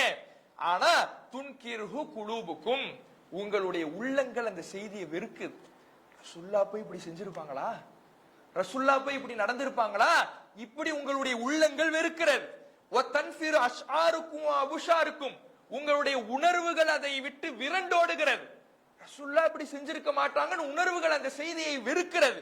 வதரவுன அன்னஹு மின்கும் பஈத், அது உங்களை விட மிக தொலைதூரமானதாக நீங்க கருதுறீங்க. இந்த செய்தியெல்லாம் ஒத்து வராதுப்பான்னு நீங்க கருதுறீங்க. அப்படி நீங்க கருதுனீங்கன்னா ஃபஅன அபஅதுக்கும் மின்ஹு, நான் அந்த செய்தியை விட்டு வெகு தூரமானவன் ரசூலுல்லாஹ் சொல்றாங்க. நான் அந்த செய்தியை விட்டு வெகு தூரமானவன். இப்ப உதாரணத்துக்கு நபிகள் நாயகம் ஸல்லல்லாஹு அலைஹி வஸல்லம் அவர்கள் ஒழுக்கச்சீலர். நபிகள் நாயகம் ஸல்லல்லாஹு அலைஹி வஸல்லம் அவர்கள் பையத்து செய்யும் பொழுது கூட அவர்களுடைய கை பெண்களுடைய கையை தொடாது. இதையெல்லாம் கேட்கின்ற பொழுது நபிகள் நாயகத்தின் தன்மையாக நம் உள்ளம் ஒப்புக்கொள்கிறது, ஏற்றுக்கொள்கிறது. அதே நபிகள் நாயகம் ஒரு அந்நிய பெண்ணோடு தனிமையில் இருந்தார்கள் ஒரு செய்தி வருது. இத நம்ம மனசு ஏத்துக்குதா? நபிகள் நாயகம் இப்படி செய்வார்கள் நம்ம மனசு ஒத்துக்குதா? சரி, நம்ம மனசு ஒத்துக்கிறது ஒரு பக்கம் இருக்கட்டும். நபிகள் நாயகம் ஸல்லல்லாஹு அலைஹி வஸல்லம் அவர்கள் இப்படி செஞ்சாங்கன்னா அது நமக்கு முன்மாதிரி. ஒரு பேச்சுக்கு வச்சுக்குவோம், ரசூலுல்லாஹ் இப்படி செஞ்சிருந்தாங்கன்னா நமக்கு முன்மாதிரி. இந்த முன்மாதிரியை வச்சு நமக்கு ஃபத்வா சொல்ல நம்ம மனசு வருமா? அந்நிய பெண்களோடு தனிமையில் இருக்கலாம், இப்படி ஃபத்வா சொல்வதற்கு நம்ம மனசு இடம் கொடுக்குமா? இது என்னங்க சட்டம், நம்ம விஷயத்துல நாம இது போன்ற சட்டம் எடுக்குமான்னு கேட்டா இது எப்படிங்க சரி வரும்? இது என்ன சட்டம் இது? நம்ம மனசு ஒத்துக்காது. நம்ம விஷயத்துல இப்படி இடம் கொடுக்கவே கொடுக்காது. நம்ம விஷயத்துல இடம் கொடுக்கலைன்னா நபிகள் நாயகம் ஸல்லல்லாஹு அலைஹி வஸல்லம் அவர்களை பற்றிய செய்திகளை நாம் அறிந்திருக்கிறோம், ரசூலுல்லாஹ்வுடைய ஒழுக்கத்தை பற்றி தெரிந்திருக்கின்றோம், நபிகள் நாயகத்தினுடைய செயல்பாடுகளை பற்றி தெரிந்திருக்கிறோம். அப்படியான நபிகள் நாயகம் ஸல்லல்லாஹு அலைஹி வஸல்லம் அவர்களை நம்முடைய உள்ளத்தில் ஈமானிய உணர்வோடு நம்பியிருக்கும் பொழுது அந்த ஈமானிய உணர்வு நமக்கு தடையை ஏற்படுத்துது. ரசூலுல்லாஹ் அந்நிய பெண்ணோடு தனித்திருந்தார்கள் என்ற செய்தி. இதை ரசூலுல்லாஹ்வோடு இணைக்க முடியுமா? இணைக்க முடியாது. அப்ப என்ன பண்ணணும்? இந்த செய்தி ரசூலுல்லாஹ்வோடு சம்பந்தப்படுத்த முடியாது. இதை அறிவிக்கக்கூடியவர் நம்பகமானவர்களாகவே இருக்கட்டும், இதை அறிவிக்கிறவங்க பலமானவர்களாகவே இருக்கட்டும், ஆனால் இதை ரசூலுல்லாஹ்வோடு சம்பந்தப்படுத்த முடியாது என்று அந்த செய்தியை விட்டுடுவோம். இப்படி விடுற காரணத்தினால இது ஹதீஸ்களை மறுப்பதாகாது. இதை என்ன செய்யாது ஆகுது? ஹதீஸ்களை மறுப்பதாக ஆகாது. ஏன்? இதை நம்ம ஹதீஸ்னே முதல்ல ஏத்துக்கல. எப்ப ஹதீஸ் மறுப்பாக ஆகும்னா, ஹதீஸ்களை மறுக்கின்ற குஃபுராக ஆகும்னா, அல்லாஹ் குர்ஆன்ல சொல்றானே ஹதீஸ்களை மறுப்பவர்கள் காஃபிர்கள் என்று. அது எப்ப ஹதீஸ்களை மறுப்பதாக ஆகும்னா, ஒரு ஹதீஸை நாம ஏத்துக்கிறோம், அதை நடைமுறைக்கு கொண்டு வரல, அதிலிருந்து சட்டம் எடுக்கல, இதை ரசூலுல்லாஹ் சொன்னாங்கன்னு ஏத்துக்கிட்டு அதுக்கப்புறம் அந்த செய்தியை அப்படியே விட்டுடுறோம். அதுதான் ஹதீஸ் மறுப்பு. ஆனா நாம என்ன சொல்றோம்னா, நபிகள் நாயகம் ஸல்லல்லாஹு அலைஹி வஸல்லம் அவர்களுடைய பெயர்ல இந்த செய்தி இணைக்க முடியாத செய்தியா இருக்குது. எப்படி ஒரு பலவீனமான அறிவிப்பாளர் வரும் பொழுது அந்த செய்தியை ரசூலுல்லாஹ்வுடைய பெயரோடு இணைக்க முடியாது என்று சொல்லுகிறோமோ, அதை யாரும் ஹதீஸ் மறுப்பு என்று சொல்லாமல் இருக்கிறோமோ, பலவீனமான செய்தின்னு ஒண்ணு சொல்றோம், அதை யாராவது ஹதீஸ் மறுப்புன்னு சொல்றோமா? அந்த செய்தி ரசூலுல்லாஹ்வுடைய பெயரால தான் வந்திருக்கு, அந்த செய்தி ரசூலுல்லாஹ் செஞ்சதாக தான் வந்திருக்கு. பலவீனமான ஒரு ஆள் இடம் பெற்ற உடனே அது அந்த செய்தியை விட்டுடுறோம், அதை யாரும் ஹதீஸ் மறுப்புன்னு சொல்லல, பலவீனமான செய்தின்னு சொல்றோம்.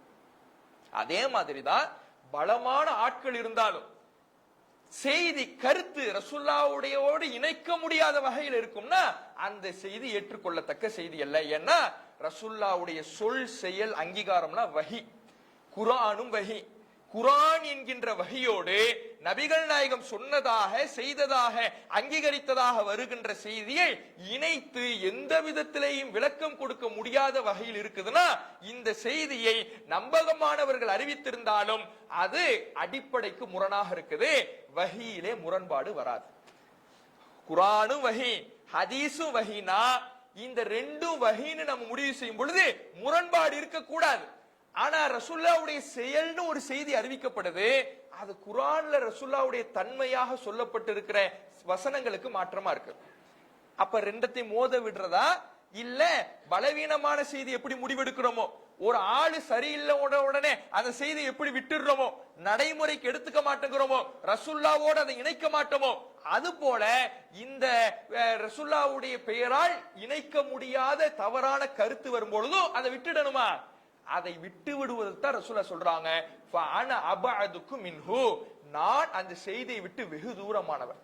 இப்படி ஒரு செய்தி உங்கள்கிட்ட வருது, உங்க ஈமான் ஒத்துக்கல, இதை எப்படி ரசூலுல்லாஹ்வோடு இணைக்கிறதுன்னு தோணுதுன்னா அந்த செய்தியை நான் சொல்லியிருக்கவே மாட்டேங்கிறாங்க ரசூலுல்லாஹ், அதை விட்டு நான் தூரமானவன். நான் தூரமானவன் என்ன அர்த்தம்? எனக்கு அந்த செய்திக்கு சம்பந்தம் இல்ல, என் பேரால தான் வந்திருக்கும், நான் செஞ்சதா தான் சொல்லுவான். ஆனா ஓ ஈமான் என்னோடு அந்த செய்தியை இணைப்பதற்கு இடம் கொடுக்கலைன்னா எனக்கு அந்த செய்திக்கு சம்பந்தம் இல்லைன்னு முடிவெடுத்துக்கோ. அல்லாஹ்வுடைய தூதர் அவர்கள் வழிகாட்டுறாங்க. இதைத்தான் ஹதீஸ்களையும் சொல்லி தருது. அப்ப ஹவாரிஜிகளுடைய ஹதீஸ் மறுப்பு எப்படின்னா, அது மனோ இச்சைக்கு தகுந்தவாறு குர்ஆனுடைய வசனங்களை வளைத்து திரித்து தவறான முடிவுகளை எடுத்து அதற்கு தக்கவாறு தங்களுடைய கொள்கைக்கு தக்கவாறு ஹதீஸ்கள் இல்லைன்னு மறுத்தாங்க. அது ஹதீஸ் மறுப்பு. ஆனா நாமளும் சில செய்திகளை இது ஹதீஸ் இல்லைன்னு சொல்றோம், ஆனா அது ஹதீஸ் மறுப்பு கிடையாது. இந்த ஹதீஸை நபிகள் நாயகத்தோடு இணைக்க முடியாது, இந்த ஹதீஸை நபிகள் நாயகத்தோடு நபிகள் நாயகம் செய்தார்கள் என்று ஒப்புக்கொள்ள முடியாது. ஏன்னா நபிகள் நாயகம் வஹியைத்தான் பேசினார்கள், வஹியைத்தான் செய்தார்கள், வஹியைத்தான் அங்கீகரித்தார்கள். அப்போ ரசூலுல்லாஹ்வுடைய சொல் செயல் அங்கீகாரம் குர்ஆனோடு முரண்படுகின்ற வகையில் அமைந்தது என்றால் அதை நபிகள் நாயகத்தோடு இணைக்க கூடாது என்பதை நாம் என்ன செய்யணும்? அடிப்படையாக கவனத்தில் கொள்ள வேண்டும். இன்னொன்று, ஒரு விதி இருக்கிறது என்றால் குர்ஆனுக்கு முரணாக, இஸ்லாத்தின் அடிப்படைக்கு முரணாக நபிகள் நாயகத்தின் பெயரால் ஒரு செய்தி பரப்பப்படும் பொழுது அந்த செய்தியை நம்பகமானவர்கள் அறிவித்திருந்தாலும் அந்த செய்தியினுடைய கருத்தை கவனித்து அந்த செய்தியை நடைமுறைக்கு கொண்டு வரக்கூடாது என்பது ஒரு விதி. இந்த விதி இருக்கின்ற பொழுது அதை சரியாக பயன்படுத்துபவர்களும் இருப்பார்கள், தவறாக பயன்படுத்துபவர்களும் இருப்பார்கள். ஒரு கூட்டம் இந்த அடிப்படையை தவறாக பயன்படுத்துகிறது என்பதற்காகவே அந்த விதியே இல்லைன்னு ஆயிடாது. உதாரணத்துக்கு ஹவாரிஜிகள் வழி தவறிய பிரிவினர் சொல்றோம். ஹவாரிஜிகள் வழி தவறிய பிரிவினர்கிறனால அவர்கள்ட்ட இருக்கக்கூடிய எந்த தன்மையும் நம்மள்ட்ட இருக்கவே கூடாதுங்கிறது கிடையாது. அவங்க தொழுவுறாங்க, ஹவாரிஜிகள் தொழுவுறாங்க. அது எப்படி தொழுவாங்கன்னு நம்ம அவர்களுடைய வரலாறை பார்க்கும் பொழுது பார்த்தோம். அவர்களுடைய தொழுகையோடு நம்முடைய தொழுகை ஒப்பிட்ட ஒண்ணுமே இல்லைன்னு தோன்ற அளவுக்கு அவர்களுடைய தொழுகை அளப்பெரியதாக இருக்கும். அவ்வளவு தொழுகையில் ஈடுபாடோடு தொழுறாங்க. ஹவாரிஜிகள் தொழுறாங்க, ஹவாரிஜிகள் ஈடுபாடா தொழுகையில் இருக்கிறாங்க. யாரும் தொழாதீங்க இப்படி சொல்ல முடியுமா? இப்படி சொல்வது அறிவுடைமையாக மார்க்கமாக ஆகுமா? அப்ப எது ஆதாரத்தை வைத்துத்தான் முடிவெடுக்க வேண்டுமே தவிர ஒரு கூட்டத்திடத்தில் ஒரு தன்மை இருக்கிறது என்பதற்காகவே அதுவே தவறு என்பதற்கு அடையாளமாக ஆகிவிடாது. அதை ஒரு விதியை சரியாக பயன்படுத்துபவர்களும் இருப்பார்கள், தவறாக பயன்படுத்துபவர்களும் இருப்பார்கள். அதை ஆதாரத்தை வைத்துத்தான் முடிவு செய்ய வேண்டுமே தவிர ஒரு கூட்டத்திடத்தில் இந்த தன்மை இருக்கிறது என்பதற்காகவே அது தவறு என்று ஆகிவிடாது என்பதை நாம புரியணும். இப்போ இந்த தலைப்பு நாம எடுத்திருப்பதற்கு காரணமே இந்த ஒரு விஷயத்தையும் நாம பார்க்கலாம். ஏன்னா தௌஹீது ஜமாத்து ஹவாரிஜிகள் இப்படியான ஒரு விமர்சனத்தை எல்லா இடத்துலயும் முன் வச்சுக்கிட்டு இருப்பாங்க. ஹவாரிஜிகள் வழி தவறிய கூட்டம். சரி, ஹவாரிஜிகள்னா என்னன்னு சொல்லுப்பா, அதை சொல்ல மாட்டான். ஹவாரிஜிகள் வழி தவறிய கூட்டம் அப்படிப்பா. அதனாலதான் அப்ப ஹவாரிஜிகள்னு சும்மா ஒரு பிலிம் காட்டிக்கிட்டு ஏதோ ஹவாரிஜிகள் அரபு வார்த்தையில சொன்ன உடனே மக்கள் எல்லாம் பயங்கரமா நினைச்சிருவாங்கன்னு நினைச்சுக்கிட்டு இப்படி பரப்பிக்கிட்டு இருக்கிறாங்க. அதை தெளிவுபடுத்துவதற்காக தான் இந்த தலைப்பு எடுக்கப்பட்டுச்சு. அப்ப ஹவாரிஜிகளுடைய கொள்கைகள் ஒன்னொன்றையும் பாருங்க. ஆட்சியாளர்களுக்கு எதிராக கிளர்ச்சி செஞ்சு ஆயுதம் ஏந்தி போராடணும்னு ஹவாரிஜிகள் சொன்னாங்க. தௌஹீத் ஜமாத் அந்த கொள்கையில் இருக்குதா? இல்ல. பெரும்பாவங்கள் செய்தவர்கள் காஃபிர்கள்னு குர்ஆனுக்கு தவறான விளக்கங்கள் கொடுத்து ஹவாரிஜிகள் சொன்னாங்க. தௌஹீத் ஜமாத் அந்த கொள்கையில் இருக்குதா? இல்ல. ஷஃபாத் இல்லை, ஷஃபாத் கிடையாதுன்னு ஹவாரிஜிகள் சொன்னாங்க. தௌஹீத் ஜமாத் அந்த கொள்கையில் இருக்குதா? இல்ல. அல்லாஹ்வுடைய உருவம் விஷயத்துல, அல்லாஹ்வுடைய சிஃபத்துகள் தன்மைகள் விஷயத்துல பல மாற்று விளக்கங்களை கொடுத்தாங்க. தௌஹீத் ஜமாத் அந்த கொள்கையில் இருக்குதா? இல்ல. அப்போ எந்தெந்த ஹவாரிஜிகளுடைய அடிப்படை கொள்கைகளாக சொல்லப்படுதோ அதுல எதுவுமே தௌஹீத் ஜமாத் இல்ல. அப்ப எதனால தௌஹீத் ஜமாத்தை பத்தி ஹவாரிஜிகள்னாங்கன்னா இவங்க ஹதீஸ்களை ஏத்துக்கிறது இல்லைன்னு ஒரு விமர்சனத்தை வச்சு. நாம ஹதீஸ்களை மறுக்கல, ஹதீஸ்களை இல்லைன்னு சொல்லல.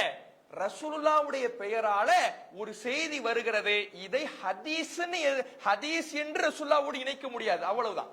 இதை நம்ம ரொம்ப நுணுக்கமாக பார்க்கணும். என்னன்னா ஹதீஸ் மறுப்புன்னு பொதுவாக சொல்லிட்டு போயிடுவாங்க. ஹதீஸ் மறுப்புன்னு. ஹதீஸ்களை மறுப்பது குஃபுர் தான், தெளிவாக சொல்றோம். ஹதீஸ்களை மறுப்பவர்கள் காஃபிர்கள் தான், தெளிவாக சொல்றோம். அப்ப ஹதீஸ்களை மறுப்பது குஃபுரு, காஃபிர்னா பலவீனமான செய்தின்னு கூட நீ சொல்லக்கூடாது. ஒரு செய்தியை, ஏன்னா அந்த செய்தி ரசூலுல்லாஹ்வுடைய பெயரால தான் அறிவிக்கப்பட்டிருக்கு, ரசூலுல்லாஹ் சொன்னாங்கன்னு தான் அறிவிக்கப்பட்டிருக்கு, ரசூலுல்லாஹ் செஞ்சாங்கன்னு தான் அறிவிக்கப்பட்டிருக்கு, ரசூலுல்லாஹ் அங்கீகரிச்சாங்கன்னு தான் அறிவிக்கப்பட்டிருக்கு. ரசூலுல்லாஹ் சொன்னாங்க, ரசூலுல்லாஹ் செஞ்சாங்க, ரசூலுல்லாஹ் அங்கீகரித்தாங்கன்னு அறிவிக்கப்பட்டிருக்கு. அறிவிக்கக்கூடிய நபர்கள்ல ஒருத்தர் பலவீனமானவர்னு வந்த உடனே அந்த செய்தியை நடைமுறைக்கு கொண்டு வரல, அதிலிருந்து சட்டம் எடுக்கிறது இல்ல, அதிலிருந்து ஃபத்வா கொடுக்கிறது இல்ல, அந்த மசாயில் சட்டங்களாக எடுத்துக்கிறது இல்ல. ஏன்? இதுல பலவீனமான அறிவிப்பு வரல, அதை எப்படி ரசூலுல்லாஹ்வோடு போய் நம்ம சேர்க்கிறது, அதை எப்படி ஹதீஸ் என்று ஏற்றுக்கொள்வது இப்படின்னு வியாக்கியானம் பேசுறோம்ல. இது எப்படி சரியோ அதே மாதிரி தான் அறிவிப்பாளர் தவறாக இருந்தால் அதை ஹதீஸ் என்று எப்படி ஏற்றுக்கொள்ள முடியவில்லையோ, கருத்து சரியில்லை என்றாலும் அதையும் ஹதீஸ் என்று ஒப்புக்கொள்ள முடியாது. ஹதீஸை மறுப்பது வேறு, ஹதீஸ் என்று ஒப்புக்கொள்வது வேறு. ஹதீஸ் என்று மறுப்பதுன்னா அது யாருங்கிறத இப்பயும் நாம சொல்லிடுறோம். ஹதீஸை மறுப்பதுன்னா என்ன தெரியுமா? இது சஹீஹான ஹதீஸ், இது ரசூலுல்லாஹ் சொன்னது, இது ரசூலுல்லாஹ் செஞ்சதுன்னு சொல்லிக்கிட்டு அதை வச்சு சட்டம் எடுக்கிறது கிடையாது, அதை வச்சு நடைமுறை கொண்டு வரது கிடையாது. அப்ப வியாக்கியானம் பேசுறது. சஹாபாங்க ரசூலுல்லாஹ் சொல்லி இருக்கிறாங்கன்னு சொன்னா, ரசூலுல்லாஹ் சொன்னாங்க அன்னைக்கு அலாரம் இல்ல, இன்னைக்கு தான் அலாரம் இருக்குதுல்ல, நீ அலாரம் வச்சு எழுந்திருச்சுக்க, சஹாபாங்கலாம் சொல்லாதன்னு நம்மை பார்த்த ஹதீஸ் மறுப்பாளர்கள்னு சொல்லக்கூடிய கூட்டம் இப்படியான கொள்கையில் இருக்கிறாங்க. சஹாபாங்க ரசூலுல்லாஹ் சொன்ன ஒரு சுன்னத்து, நபி வழி, அந்த நபி வழியை நடைமுறைப்படுத்த சொன்னா, ரசுல்லா காலத்துல அலாரம் இல்லப்பா, அதனால ரசுல்லா சஹர் பாங்கு சொன்னாங்க, இன்னைக்கு தான் அலாரம் இருக்குல்ல, அலாரம் வச்சு எழுந்திருச்சுக்க. இது ஹதீஸ் மறுப்பு. ஏன்? ரசுல்லா சொன்னாங்க, சஹர் பாங்கு சொல்வதற்கு ரசுல்லா வழிகாட்டினாங்க, ஆனா இன்னைக்கு அதெல்லாம் ஒத்து வராதுன்னு மறுக்கிறீல, இது ஹதீஸ் மறுப்பு. அப்ப சஹர் பாங்குக்கு அலாரம் இருக்குன்னா 5 வேளை தொழுகைக்கு தான் அலாரம் இருக்கு. இன்னும் முன்னாடி காலத்திலேயாவது அலாரத்தை இவ்வளவு பெரிய குண்டான ஒத்துக்கிட்டு போன, இன்னைக்கு கையிலேயே போன்லயே அலாரம் இருக்குது. பாங்கு போனே பாங்கு சொல்லி நினைவூட்டுது, அதை வச்சுக்கிட்டு பாங்கே நிப்பாட்டிடலாமா? அப்ப எப்படி ஒரு அறிவுபூர்வமாக பேசுறாங்களா? இல்ல. அப்ப ஹதீஸ் மறுப்புனா என்னன்னா, ரசூல்லா சொன்னாங்கன்னு ஏத்துக்கிட்டு இதை ரசூலுல்லாவோட அந்த செய்தியை இணைத்து விட்டு நடைமுறைக்கு கொண்டு வர மாட்டோம்னு மறுக்கிறது தான் ஹதீஸ் மறுப்பு. இப்போ ரசூல்லா அந்நிய பெண்ணோடு தனிச்சிருந்தாங்க அப்படிங்கிற மாதிரி ஒரு செய்தி வருது, இத ரசூல்லாவோடு நம்ம இணைக்க மாட்டோங்கிறோம், இதை ஹதீஸ் என்று ஒப்புக்கொள்ள மாட்டோங்கிறோம். ஏன்னா ஹதீஸ் என்றால் அது மார்க்கம், அது வஹி. வஹி என்றால் அல்லாஹ் திருமறை குர்ஆன்ல சொன்ன வஹிக்கு இந்த வஹி முரண்படுகிற வகையில இருக்குது. வஹி முரண்படுமா? முரண்படாது. அப்ப இந்த செய்தியில ஏதோ ஒரு தவறு நடந்திருக்குது. என்ன தவறு? யாரோ தவறாக இந்த செய்தியை விளங்கி அறிவித்திருக்கிறார்கள். ரசூலுல்லாவோடு இப்படியான செய்தி ஏற்றுக்கொள்ள முடியாது, இது ஹதீஸாக இருக்க முடியாதுங்கிறோம். ஹதீஸாக இருக்க முடியாது என்று சொல்வது ஹதீஸ்களை பாதுகாப்பது, வஹியிலே முரண்பாடு கற்பிக்காமல் இருப்பது. ஆனா ரசூலுல்லா தனிமையில தான் இருந்தாங்க, ரசூலுல்லா தனிச்சுதான் இருந்தாங்க என்று சொல்லிட்டு, சரி அப்ப நீ ஃபத்வா கொடு, அந்நிய பெண்களோடு ரசூலுல்லா தனிச்சிருந்தாங்க, தனித்திருக்கலான்னு கூடுன்னு சொன்னா, இல்ல அதெல்லாம் நடைமுறைக்கு சரி வராது. இதுதான் ஹதீஸ் மறுப்பு. ஏன்னா நீ ஹதீஸ்னு ஏத்துக்கிற, ரசூலுல்லா சொன்னாங்கன்னு ஒப்புக்கொண்டு இருக்கிறீங்க, ஒப்புக்கொண்டுகிட்டு அதையெல்லாம் ஏத்துக்கிட்டு நடைமுறைக்கு கொண்டு வாங்கன்னா அது சரி வராது. இதுதான் ஹதீஸ் மறுப்பு. ஹதீஸ் என்று ஒப்புக்கொண்டு ரசூலுல்லா சொன்னாங்க, ரசூலுல்லா செஞ்சாங்கன்னு ஏத்துக்கிட்டு நடைமுறைக்கு கொண்டு வர சொன்னா அதெல்லாம் ஒத்து வராதுன்னு அதை விட்டுறது இருக்குல்ல, இது ஹதீஸ் மறுப்பு. ரசூலுல்லாவோடைய இதை இணைக்க முடியாது. இப்படி ரசூலுல்லா செஞ்சிருக்கவே மாட்டாங்க, 100க்கு 100 ரசூலுல்லா இதை இப்படி செஞ்சிருக்க மாட்டாங்க, 100க்கு 100 ரசூலுல்லா இப்படி சொல்லி இருக்கவே மாட்டாங்க. ரசூலுல்லாவோடு இது இணைக்கப்பட்ட செய்தி, ரசூலுல்லாவோடு பரப்பப்பட்ட செய்தி, தவறாக புரிந்து கொள்ளப்பட்ட செய்தியை தவிர இது ஹதீஸ் கிடையாது என்று சொல்வது ஹதீஸ் மறுப்பு கிடையாது. இந்த நுணுக்கமான விஷயத்தை நாம புரிந்து கொள்ள வேண்டும். இப்ப இந்த நுணுக்கத்திற்கு ஹதீஸ் மறுப்பு, ஹாரிஜியாக்களே அப்படின்னு சொல்லப்படும்னா அப்படியான பட்ட பெயர்களை இன்றைக்கு இருக்கக்கூடிய சலஃபு கொள்கையினர் நம்மை நோக்கி சொல்லுவாங்கன்னா, யார் யாரை நோக்கி சொல்லணும் தெரியுமா? இமாம் ஷாஃபியை நோக்கி ஹதீஸ் மறுப்பாளர்னு சொல்லணும், இமாம் ஷாஃபியை ஹவாரிஜின்னு சொல்லணும். ஏன்? இமாம் ஷாஃபி அல் மஹ்சூல் என்ற கிதாபுல பாகம் 4 பக்கம் 438 சொல்றாரு, அதாவது லா தத்தகாமல் ஷுருத்துஹு இல்லா வஹுவ கைரு முகாலிஃபின் லில் கிதாப், குர்ஆனுக்கு முரண்படாமல் இருந்தால்தான் ஒரு செய்தி சஹீஹ் என்ற நிரூபணமாகும். எப்போ ஒரு செய்தி ஆதாரபூர்வமானது நிரூபணமாகும்னா அந்த செய்தி குர்ஆனுக்கு முரண்படாம இருக்கணும். இமாம் ஷாஃபி சொல்றாரு. ஷாஃபியை ஹாரிஜியா லிஸ்ட்ல சேர்த்துடுவீங்களா? ஹவாரிஜிகள்னு சொல்லிடுவீங்களா? ஹதீஸ் மறுப்பாளர்கள் சொல்லிடுவீங்களா? இதே தான் தௌஹீத் ஜமாத் சொல்லுது.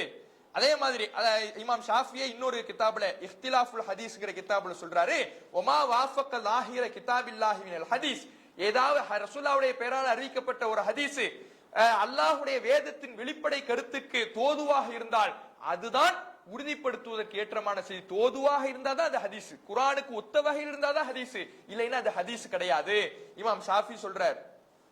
அதே மாதிரி இமாம் மாலிக்க பாருங்க,